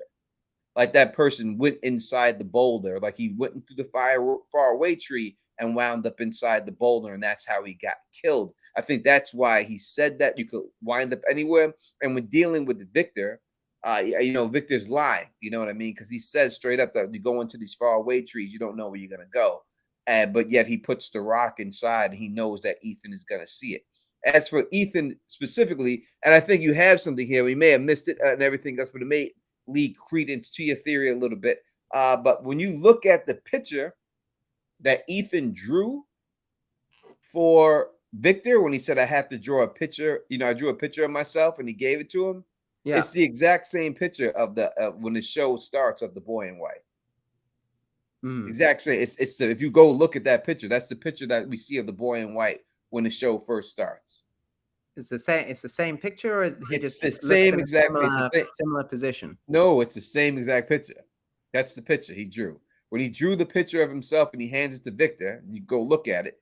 Yeah. It's the same exact picture of the boy in white that we see. We see first Victor as the boy in the clothing, and then we see the boy in white in that picture right there. That's the same picture. But I thought that picture was one that Victor drew and then showed to Ethan to say. No. When Ethan gave him a picture, he gives Victor a picture, and says, "So you can remember me." And then he's like, "Oh, I don't want it." When they get into that argument. Yeah, no, that's the second picture. But the first picture that you're talking about, I don't think Ethan drew that. I think that was Victor who drew that and then showed it. That's the picture I'm talking about. That second one. Right. So you're saying that. So which is the? Sorry, I'm getting a little confused. Sorry. So the first picture, that's the exact same picture of the boy in white. Of the boy in white. If you look at that picture, you could see that's and when dealing with the boy in white too, the situation, as you said, like the dualities of this whole situation, I think that we can look at the boy in white, and we look at the credits when it was put out there, is named Victor. Right? That's the name of the boy in white. They named him, and then the show changed it after it was out there. But before, he was named Victor, the boy in white. And then they changed it to the boy in white after the fact and everything else, So I think the boy in white, whether you want to say it's a figment of Victor's imagination or Victor is the boy in white and everything else, I think that is what's going on when dealing with this. Again, I'm not. I'd like I'm to not see here. the first picture that's the same one as the second picture. I have to pull the pictures up. I have them, but I don't have them on me right now. But I'll pull the pictures up. I wish I did. I agree with all this stuff that you say about these cars. It definitely could be everything that you're saying. Only thing to me personally, like I think it's so well thought out that it may be. I don't know if they went that far. That's what makes me think that. This is one of the main criticisms of my theory, that it's too complicated. But you got to remember, most of this is me saying this person is that tarot card, this person is that tarot card. All they're going to do is they're going to be like, this is a game of tarot, and it's up to the viewers to go back and see all the connections, right? But it's not actually that complicated to explain. You're just going to know the Beothuk, the sea monster, the red jellyfish. You're going to have a flashback to when the Cabot arrives. He starts his peaceful society. Then the Corte Real brothers come. Then the witch trial happens. The witch is tried. Then she does the deal with the devil, and then they're all sucked into Fromland when she's like, "I picked the game of cards. I'll beat you in this game of cards. If you lose, you get my soul. If I win, you save me and my son." And she's been trapped there ever since, and she's trying to win this game.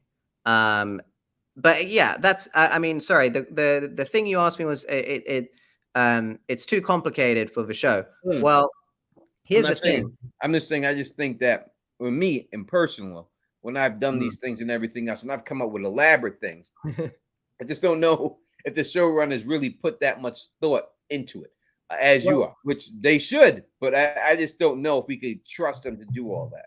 Well, I saw an interview with Jack Bender, who's one of the directors of the show, and so Jeff Pinkner helped John Griffin write it, and then they brought in Jack Bender as a director, sort of / writer for the show. And in the interview, Jack Bender says, "I picked up the phone with John Griffin, and I said, 'So what's up with this town?' And he said that John Griffin then spoke for 45 minutes without pause to explain what was going on with the town. So I believe that it is just as complicated as what I've described. I believe the origin is of the first ever Europeans to arrive. That is the beginning of colonialism, is when John Cabot reached North America. That is when colonialism started in North America. They're literally taking it from the earliest point of colonization all the way through to modern day.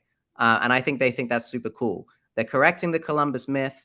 They're using an extinct indigenous religion so that they don't offend anyone, because nobody believes in this religion anymore. It's culturally extinct.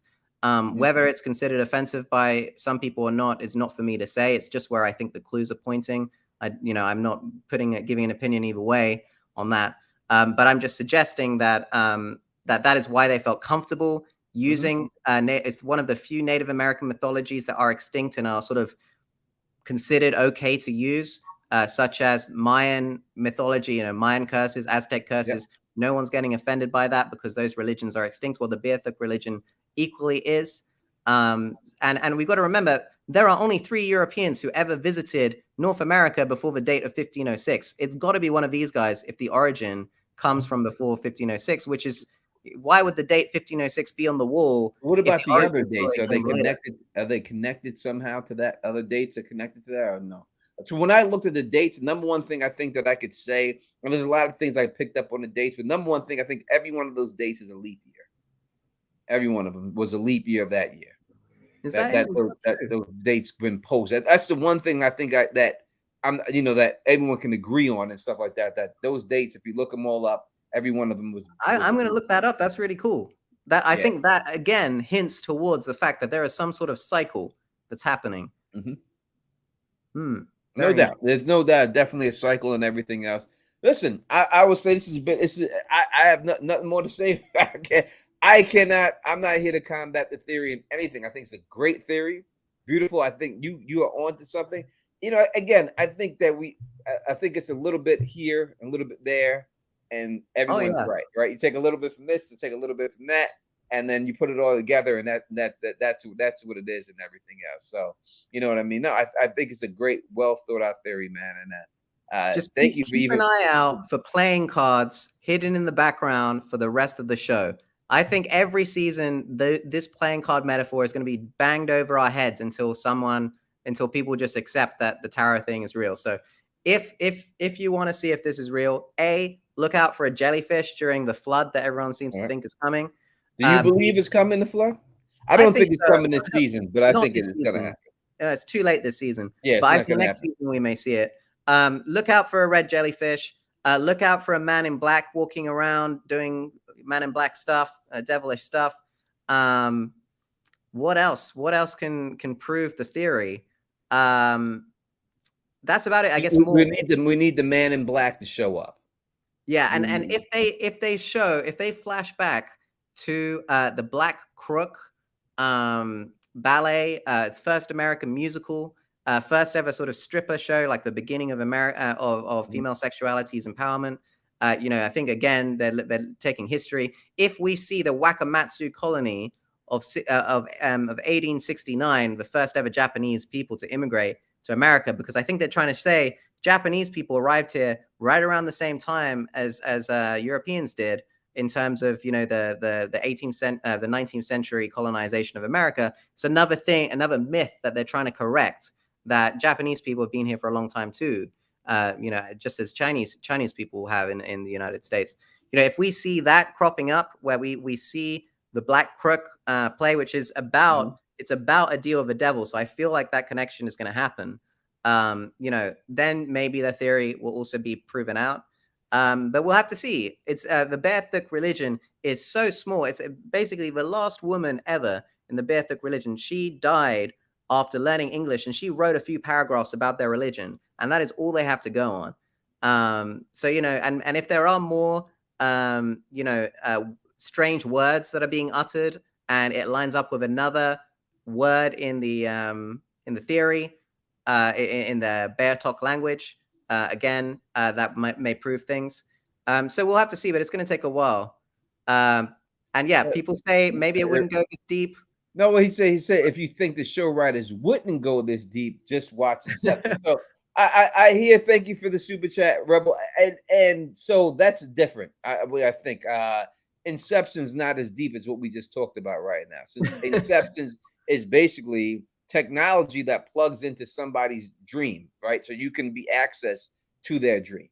So I don't think that's as deep as everything that he has said right here. That's truly not that deep at all. So I appreciate the super chat, but I don't see the deepness in it at all. It's just a suitcase that plugs into people and allows you to go inside of their dream, which is technology. To me, I really think it's technology based, this whole situation. I'm going to die on this wall and everything else. I just think it's I don't think the faraway trees, I think they're just teleportation device disguised as faraway trees.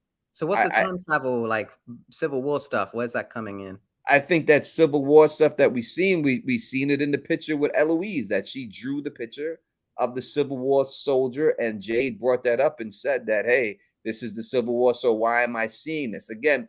So if we believe dreams. Sarah that people's nightmares somehow become reality in the show, like she says, and I don't know if it takes someone to die, then we would see everything. When we look at Eloise went outside and seen the dead bodies before Victor seen the dead bodies, right?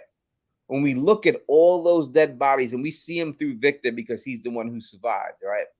If you look at the way those bodies were massacred, it's the exact same way that the monsters massacred people at that time. But Victor's mom doesn't say, hey, hide in here at night because the monsters are coming to get you.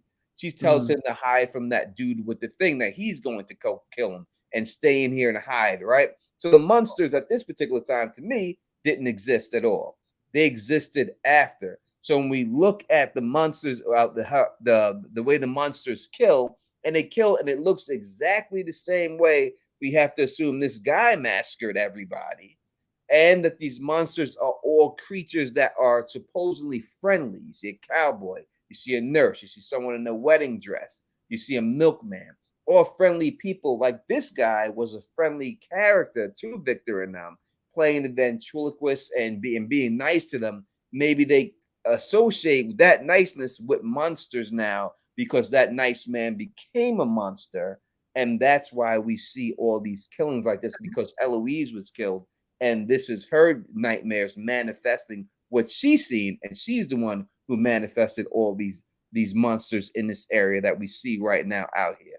Okay, so you're saying that basically all the sort of magic related stuff that we see is because aliens may have people sort of in a simulation of some sort, or so it would be something like that. I believe that it's some type of alien technology. So when we look at the faraway tree and we look at Jade walks into the bar and he's talking about Einstein and Rosen, and that's the names he brings up. He brings up another name, I can't think of it right now. Sure. Podolsky something. And then he's trying to think of what's going on here, right? And when he does think up, but now what he didn't stop was if he took those two names, Einstein and Rosen, and just stopped right there, and we look at what's Einstein and Rosen's major theory, and that was wormhole theory. So we look at how people could get there from anywhere, any point in time, and get in the same spot, a wormhole. It suggests that that's an ability that they could do that. If you had a wormhole and you were in Detroit, you can easily be transported to where you're at. As you say, if it was in Canada, we say in Newfoundland, you could easily be transported to the spot if you use a wormhole theory. You can also go back into time with the wormhole theory. So when you see Boyd, if he is traveling back into time, or Tabitha does make her way back into time, a wormhole solves that whole situation, how all of that is possible to happen. More than just someone said a magic word and this is where you're going and everything. And we're looking at it technically like he's trying to look at it technically. And we look at, and he says in there that he's one of the people that this shouldn't be him because he's one of the people that places the cheese. He's the one of the people that makes the maze for the rats to go through. And everybody else in this place is just a rat, but he shouldn't be there because he's one of the people that actually make the maze. Now, what was he? He was a technology buff who created a quantum algorithm. So he's saying that the people who are smart enough to do things like that are the ones who make these mazes for the regular people. You know what I mean? And he shouldn't be there. So that's why I'm thinking more that it's more of a science fiction, and it's described as science fiction. That's why I think it's more science fiction than magical based, in my opinion. Okay. All right. Well, it could, you never know. This show it is so vague in the clues that it gives and has given us such few answers that really a lot of theories could potentially, of course, be true. But I do think that the theories to just say the weirdness that you're seeing is just because that's weird stuff that people's minds come up with. So it's ended up in the show. I think it would be quite a disappointing thing for some people if they're just like, right, so I spent all this time researching, Norse mythology and what have you, and then it's just like, oh well, that person heard a fairy tale once, and then it became their nightmare, and that's why you see it on the show. Well, I don't know. I think some I, people. yeah, I think they brought it up. They didn't bring it up for no reason. They didn't have Sarah say it for no reason, right? And then we got to also look at when Sarah talks. She says that the people that are communicating to her specifically are been trapped there, and they want to go home. Also, they've been there for a long time. Now we don't know who those people are. We don't have no idea. It's the trees. It's the trees that are talking to all the dead people who are trapped in the trees. That it's the thousands of voices that she's hearing who have been in this game and died before. That's where I think it's from. But I can see why you would think as well for your version of your theory that it could be all the other people trapped in this simulation. This alien. It could be that. It could be aliens that people have used the wormhole technology, capture some aliens. And alien technology, and are running tests on regular people with that. You know what I mean? When the actress Hannah came on my channel, and we were talking about the parasites that were inside of Boyd, she came on and she said that Boyd had extraterrestrial parasites in his body. That's what came out of her mouth. She said those words. I didn't say extraterrestrial. We were talking about worms. And the word that came out of her mouth was extraterrestrial parasites. Right. So, I mean, I didn't tell her to say that or anything like that. Why wouldn't she just say worms like we've been saying? Right. So, but the word that she did come up with when she talked about that was extraterrestrial parasites. As for someone saying she doesn't know, Bitey saying she doesn't know, I'm sure she doesn't know the whole plot, but she would know what those things are if they actually have something in the script that says, and Boyd looks at his arms and sees the parasites rushing through him. She sees the whole script. So if it is a situation like that, she would know. You know what I mean? So when I look at it, it could be humans. Again, when we hear Martin say, you know, there's a lot badder things out here, usually the big bads could be the human beings who have captured the aliens. And we've seen this, you know, we've heard about these situations going on, whether you deal with a movie like E.T., who they want to capture and use them for technology. We've heard, you know, Nazis have captured, found a downed aircraft, and that's why they were able to have jet-propelled airplanes in war when everybody else just had regular planes. And that's why their technology was so good. NASA had all of the Nazi scientists, everything, and they pardoned all of them so they could start NASA. Right, because of all the stuff that they knew. How did they know this technology and anything else? You know what I mean? So I'm just saying it's quite possibly it could be, but it could be a witch also. I have no idea. I have no idea. I just go by things that I see, and when I look at stuff like the candy bar that Father Kotri had, and I see that candy bar, and I look at the candy bar picture, it says you're out of this world. It looks like it's a creature from on a flying saucer that's on it. Yeah. You know, when you look at the motel is like called what, Star Motel or something, but they took Star that Magic. They took that Star Magic out of there for some reason, right? Well, you know what I mean? So there's certain things to me that point that it could be a situation where we're dealing with alien technology and stuff like that. And in technology, you know, when you deal with magic, it's known as technology that just hasn't been discovered yet, right? So they call it magic. And what do you think the colors mean? I'm curious how it fits into your. I would have to. I agree. I would have to go through it. I haven't really took into account the colors and every color, but it's definitely important. The colors are important. I've seen that with Better Call Saul. If you go back in Better Call Saul, when we did that review, you could see that, you know, certain colors that Saul wore at certain times, everything else was going on and stuff like that. So again, so it does. I haven't put it in there, but it could definitely mean something without a shadow of doubt. I do think that they go on a lot of colors and things like that and everything else. A boy going out there in the yellow shirt and everything else, I probably is not a coincidence whatsoever. Again, when you look at the clothes, it's like when you see that that Fatima, that thing that looks like Fatima to me when it's drowning Elgin and stuff, wearing a kimono and everything else. And people are like, that's not Fatima, everything else and all that stuff. Like, you know, it's quite possibly that it could have been a different version of Fatima. Remember, these aren't her clothes. These are clothes that she most likely found. It's like everybody else finds their clothes and stuff like that. But it does look like a kimono. Huh? It does definitely look like a kimono, and it's the exact same colors that Fatima's kimono was in the same episode, just washed out as if it's been in the water for a long time. Exact same colors, not the same pattern, but the exact same colors. He says, how do you relate aliens to the dates in the cave? If you look at every date in that cave, again, they're all leap years. That's number one. You can find some type of extraterrestrial sighting that has been in the paper, or there's an asteroid meteor that landed in France on one of the dates of the major asteroid that landed in France that was there, of something dealing with extraterrestrials on every one of those dates. If you go look them up, I have them written down, I don't have them in front of me, but you can go and look them up, and guarantee if you put that date and put UFO sighting or anything on that date, something will pop up that was in the paper for that date, whether it's a meteor that landed in France or something else like that. But you could definitely find that in there, in those things, on every one of those dates, without a shadow of a doubt. So I'm liking these chat questions. They're good. You got a good crowd going on here. yeah, these are great. The chat is great. You know what I mean, and everything else and all that. They don't agree with me, but I'm not here to be agreed with. You know what I mean? I'm just here to put my. Let me tell you, man. There. On the Theories Discord, right? So there's a Discord for From. I highly recommend it. It's from the From TV Epics Reddit group. They have their own Discord.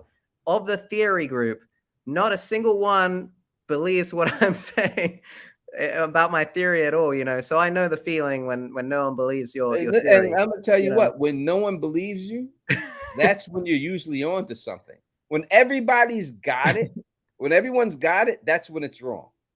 Yeah, I mean, I think, to be fair to my theory, it's the most liked one on Reddit, and a lot of people are like, "This has to be it. This is the whole thing." But in the theorists, the people who are thinking hard about it, who are in the theory groups, they don't like the theory at all.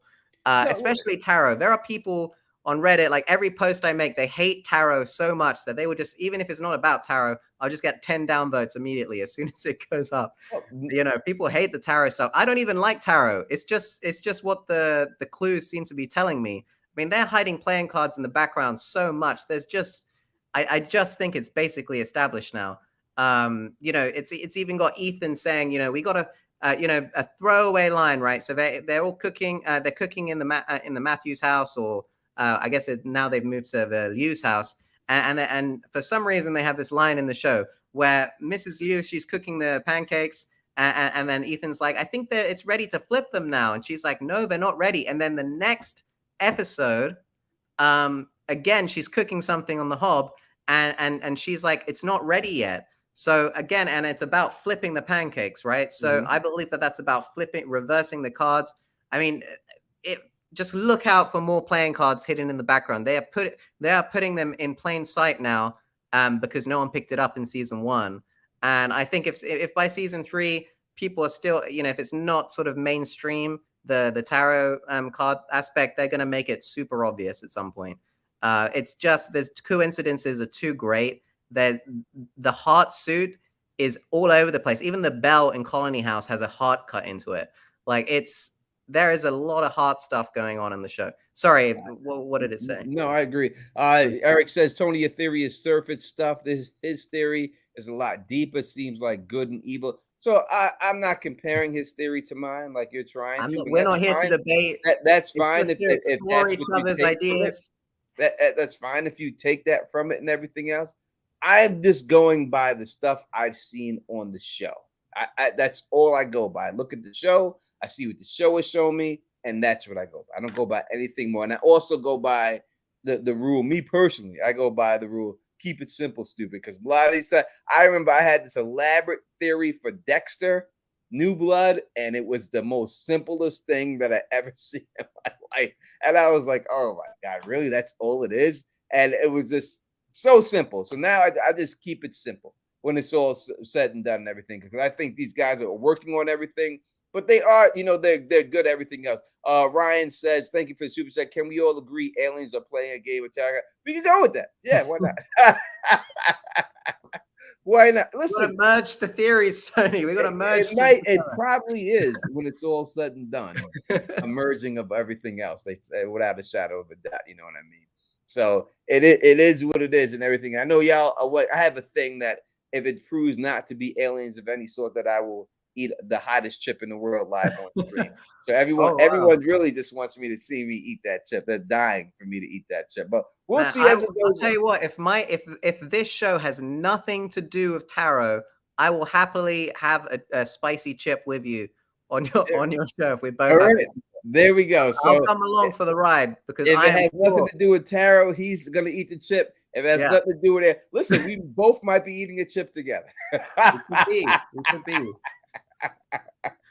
We might be eating a chip together on the street. Who knows? Maybe episode 10 would just be like, "It's tarot, guys," and then they'll run away. I really think next year we're gonna see Tabitha with Ethan's mother.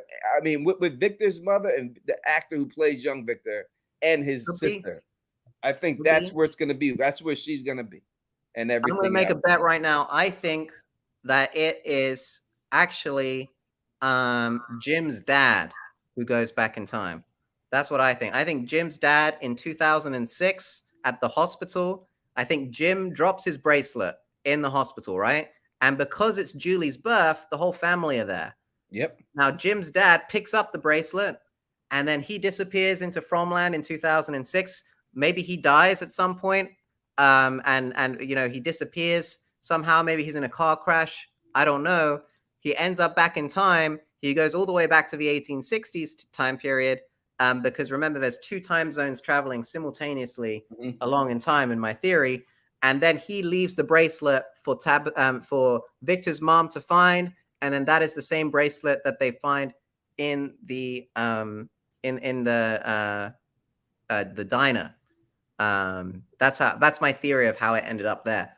Because I think people's parents, I mean, you got Elgin's grandma knowing the "we come for 3" riddle. I mean, that means she's got to have been in Fromland, surely. Yeah, it's either she's been there or someone who has passed away has been there that has put this music box theory into it, right? Like, so it's either her or someone that knows this poem and somehow they've corrupted it to what it has become and put it in this music box. So I agree with you there. Lisa Randall, thank you, says, Tony, you and Tia both have good points in this. You love it. No, thank you. We truly appreciate it. And it's all about you. You know what I mean? I think the number one thing we agree on is that there's definitely some time travel shit going on here without a shadow. Yeah. And we will see that. I think next year is when the time travel and everything else was. I won't see it this year. I mean, I think we've already seen it when Boyd was inside there with Martin. I think we've seen him when that tower was built, and when he came out, it was destroyed. You know what I mean? So I think that's what it is and everything else. So yeah, no, it's been great. But let me get up out of here. We've been here for 2 hours. I got things to do tonight. I don't want to keep him here. It's probably like what, 1 o'clock in the morning where you're at right now? Yeah, 1:20 a.m. But that's cool. I mean, look, I love From. None of my family watch. I think my brother watches it, but he like doesn't want to get into the theory stuff. He just like watches it a very relaxed way. You know, I don't get to talk about this with anyone.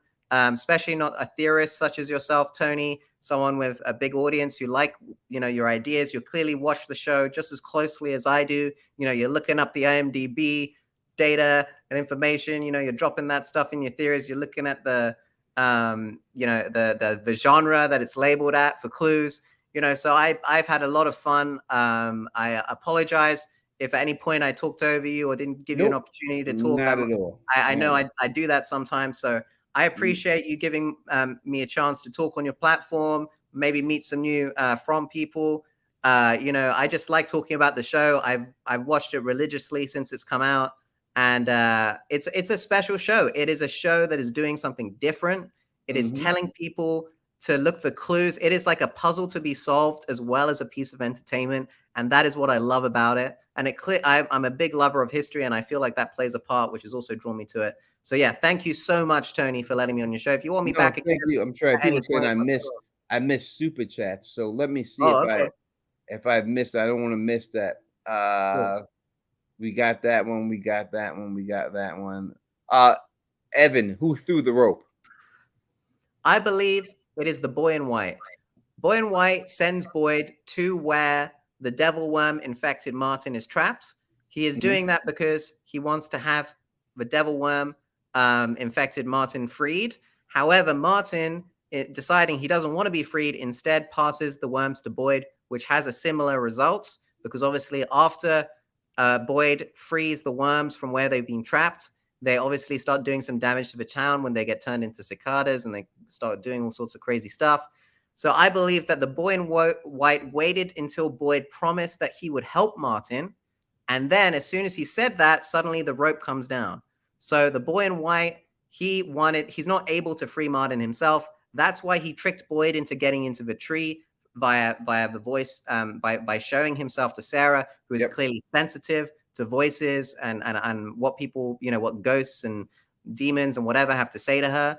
And it's almost guaranteed that the boy in white tricked Boyd into going down that hole, threw down the rope, and wanted him to free Martin, to free the worms that the witch has probably had trapped there for quite a while. In fact, the reason I believe that he knows that Abby said everything's a dream is because Donna probably regularly visits him to talk to him, because she has to keep him trapped there and she wants to know where her son is. So she's probably been torturing him in the form of a giant spider to try and figure out where her son is. That's my theory. I think that it's a good chance the boy in white did send it down to him. I don't think it was Martin. It was something else. But I think that when we deal with the big bad of the show, like when Martin says, oh, they're coming back when the music plays, and I think we're dealing with fourth dimensional beings that are in the fourth dimension. Mm-hmm. And I think that's why when you see Jim's house just implode, if someone was in the fourth dimension, they would be able to destroy a house. And us in the third dimension, we wouldn't see how the house is going down. Sure. We would just see it going down. When they're inside of the RV, if someone's from the fourth dimension, they could bang on it from the bottom, no matter if the ground is right up on it or not. But we would just hear the sound. We wouldn't know what was going on in there. So I think that's what we're dealing with. Fourth dimensional beings that are now, whether it's humans in the fourth dimension or aliens, I don't know. But I think it's people in the fourth dimension that's doing all this situation that is messing with everybody. And those are the true big bads, the people that are behind the tip of the spear. Why 12 talismans? That's the only one we didn't get. Do you have anything for the 12 talismans? I don't know. I don't have anything for why exactly 12 talismans. 12 talismans. Well, let me see. I'd have to look into tarot to see if 12 represents anything. But I don't have a theory for that at the moment. Why 12? No. People saying please post Luna's super chat, please. Did I not post her super chat? I will try to. Let me go back and look real quick. For Luna super chat, I thought I did get everyone. This one right here. Thank you for sharing your theory, but your interpretation of tarot symbology are inaccurate. Tarot is a seriously astrologic study and not a game. I think that I'm not a tarot expert, so I'm not. I'm gonna have to disagree. Tarot originated as playing cards. They are the precursor to the modern day playing cards that we have today. In the 16th century and 17th century, and even all the way up until the 1900s, tarot was primarily known as a card game it was a trick-taking game with trumps. Many of the games that you play today, like Rummy and Hearts and other games like that, they actually come from tarot games. I do believe that tarot in the modern day is an area of serious esoteric study, and I am not in any way trying to say that tarot is not something to be respected or anything like that. I'm just saying, in the context of the show and the historical time period that it comes from, they were playing cards at this time. That is undeniable. I mean, literally, if you type in tarot on Google and you look at Wikipedia, which is the first thing that comes up, it says the tarot is a pack of playing cards used from at least the mid 15th century in various parts of Europe to play card games such as Tarocchi. I mean, that is what tarot originated as, and it evolved into what is the modern day esoteric study. But I'm afraid that it did begin as a card game in Italy in the 1450s. I'm sure, like the Ouija board, it should probably started off as something else besides looking to spirits and things like that when it's all said and done, you know. So I do think I'm not expert on it, but what you're saying sounds right to me. That most likely it probably started off as a card game, and then people have taken it and duped it to something else, to what we know and everything else like that. Again, you know, let me say thank you, Emily. Yeah, take this too. The creators say that there are 12 talismans for a reason. There are, and they also said that every talisman has a different symbol on them too, right? So yeah, 100%. They said it, then there is a reason and a different symbol and everything else. It all means something. It's like when Jay gets in there, he's gonna figure out what that meaning means. We'll have some answers by Sunday. Again, you're more than welcome to come back anytime, brother. I truly appreciate it. Theory is the best thought out theory I've ever heard for this show, and no doubt you deserve all of the kind words and everything else that you get on Reddit and stuff. But even when you get those kind words, there's always going to be, you know, bad stuff. That's just the internet, bro. I'm sure you're used to it by now. I am, yeah. You know, thank you, Tony. Take care, man. All right, thanks for being on. Thanks for everybody being on. If you like the way you do this, please thumbs up this, spread this across the realm, and as always, subscribe. And until next time, you know who it is. Peace and stay safe.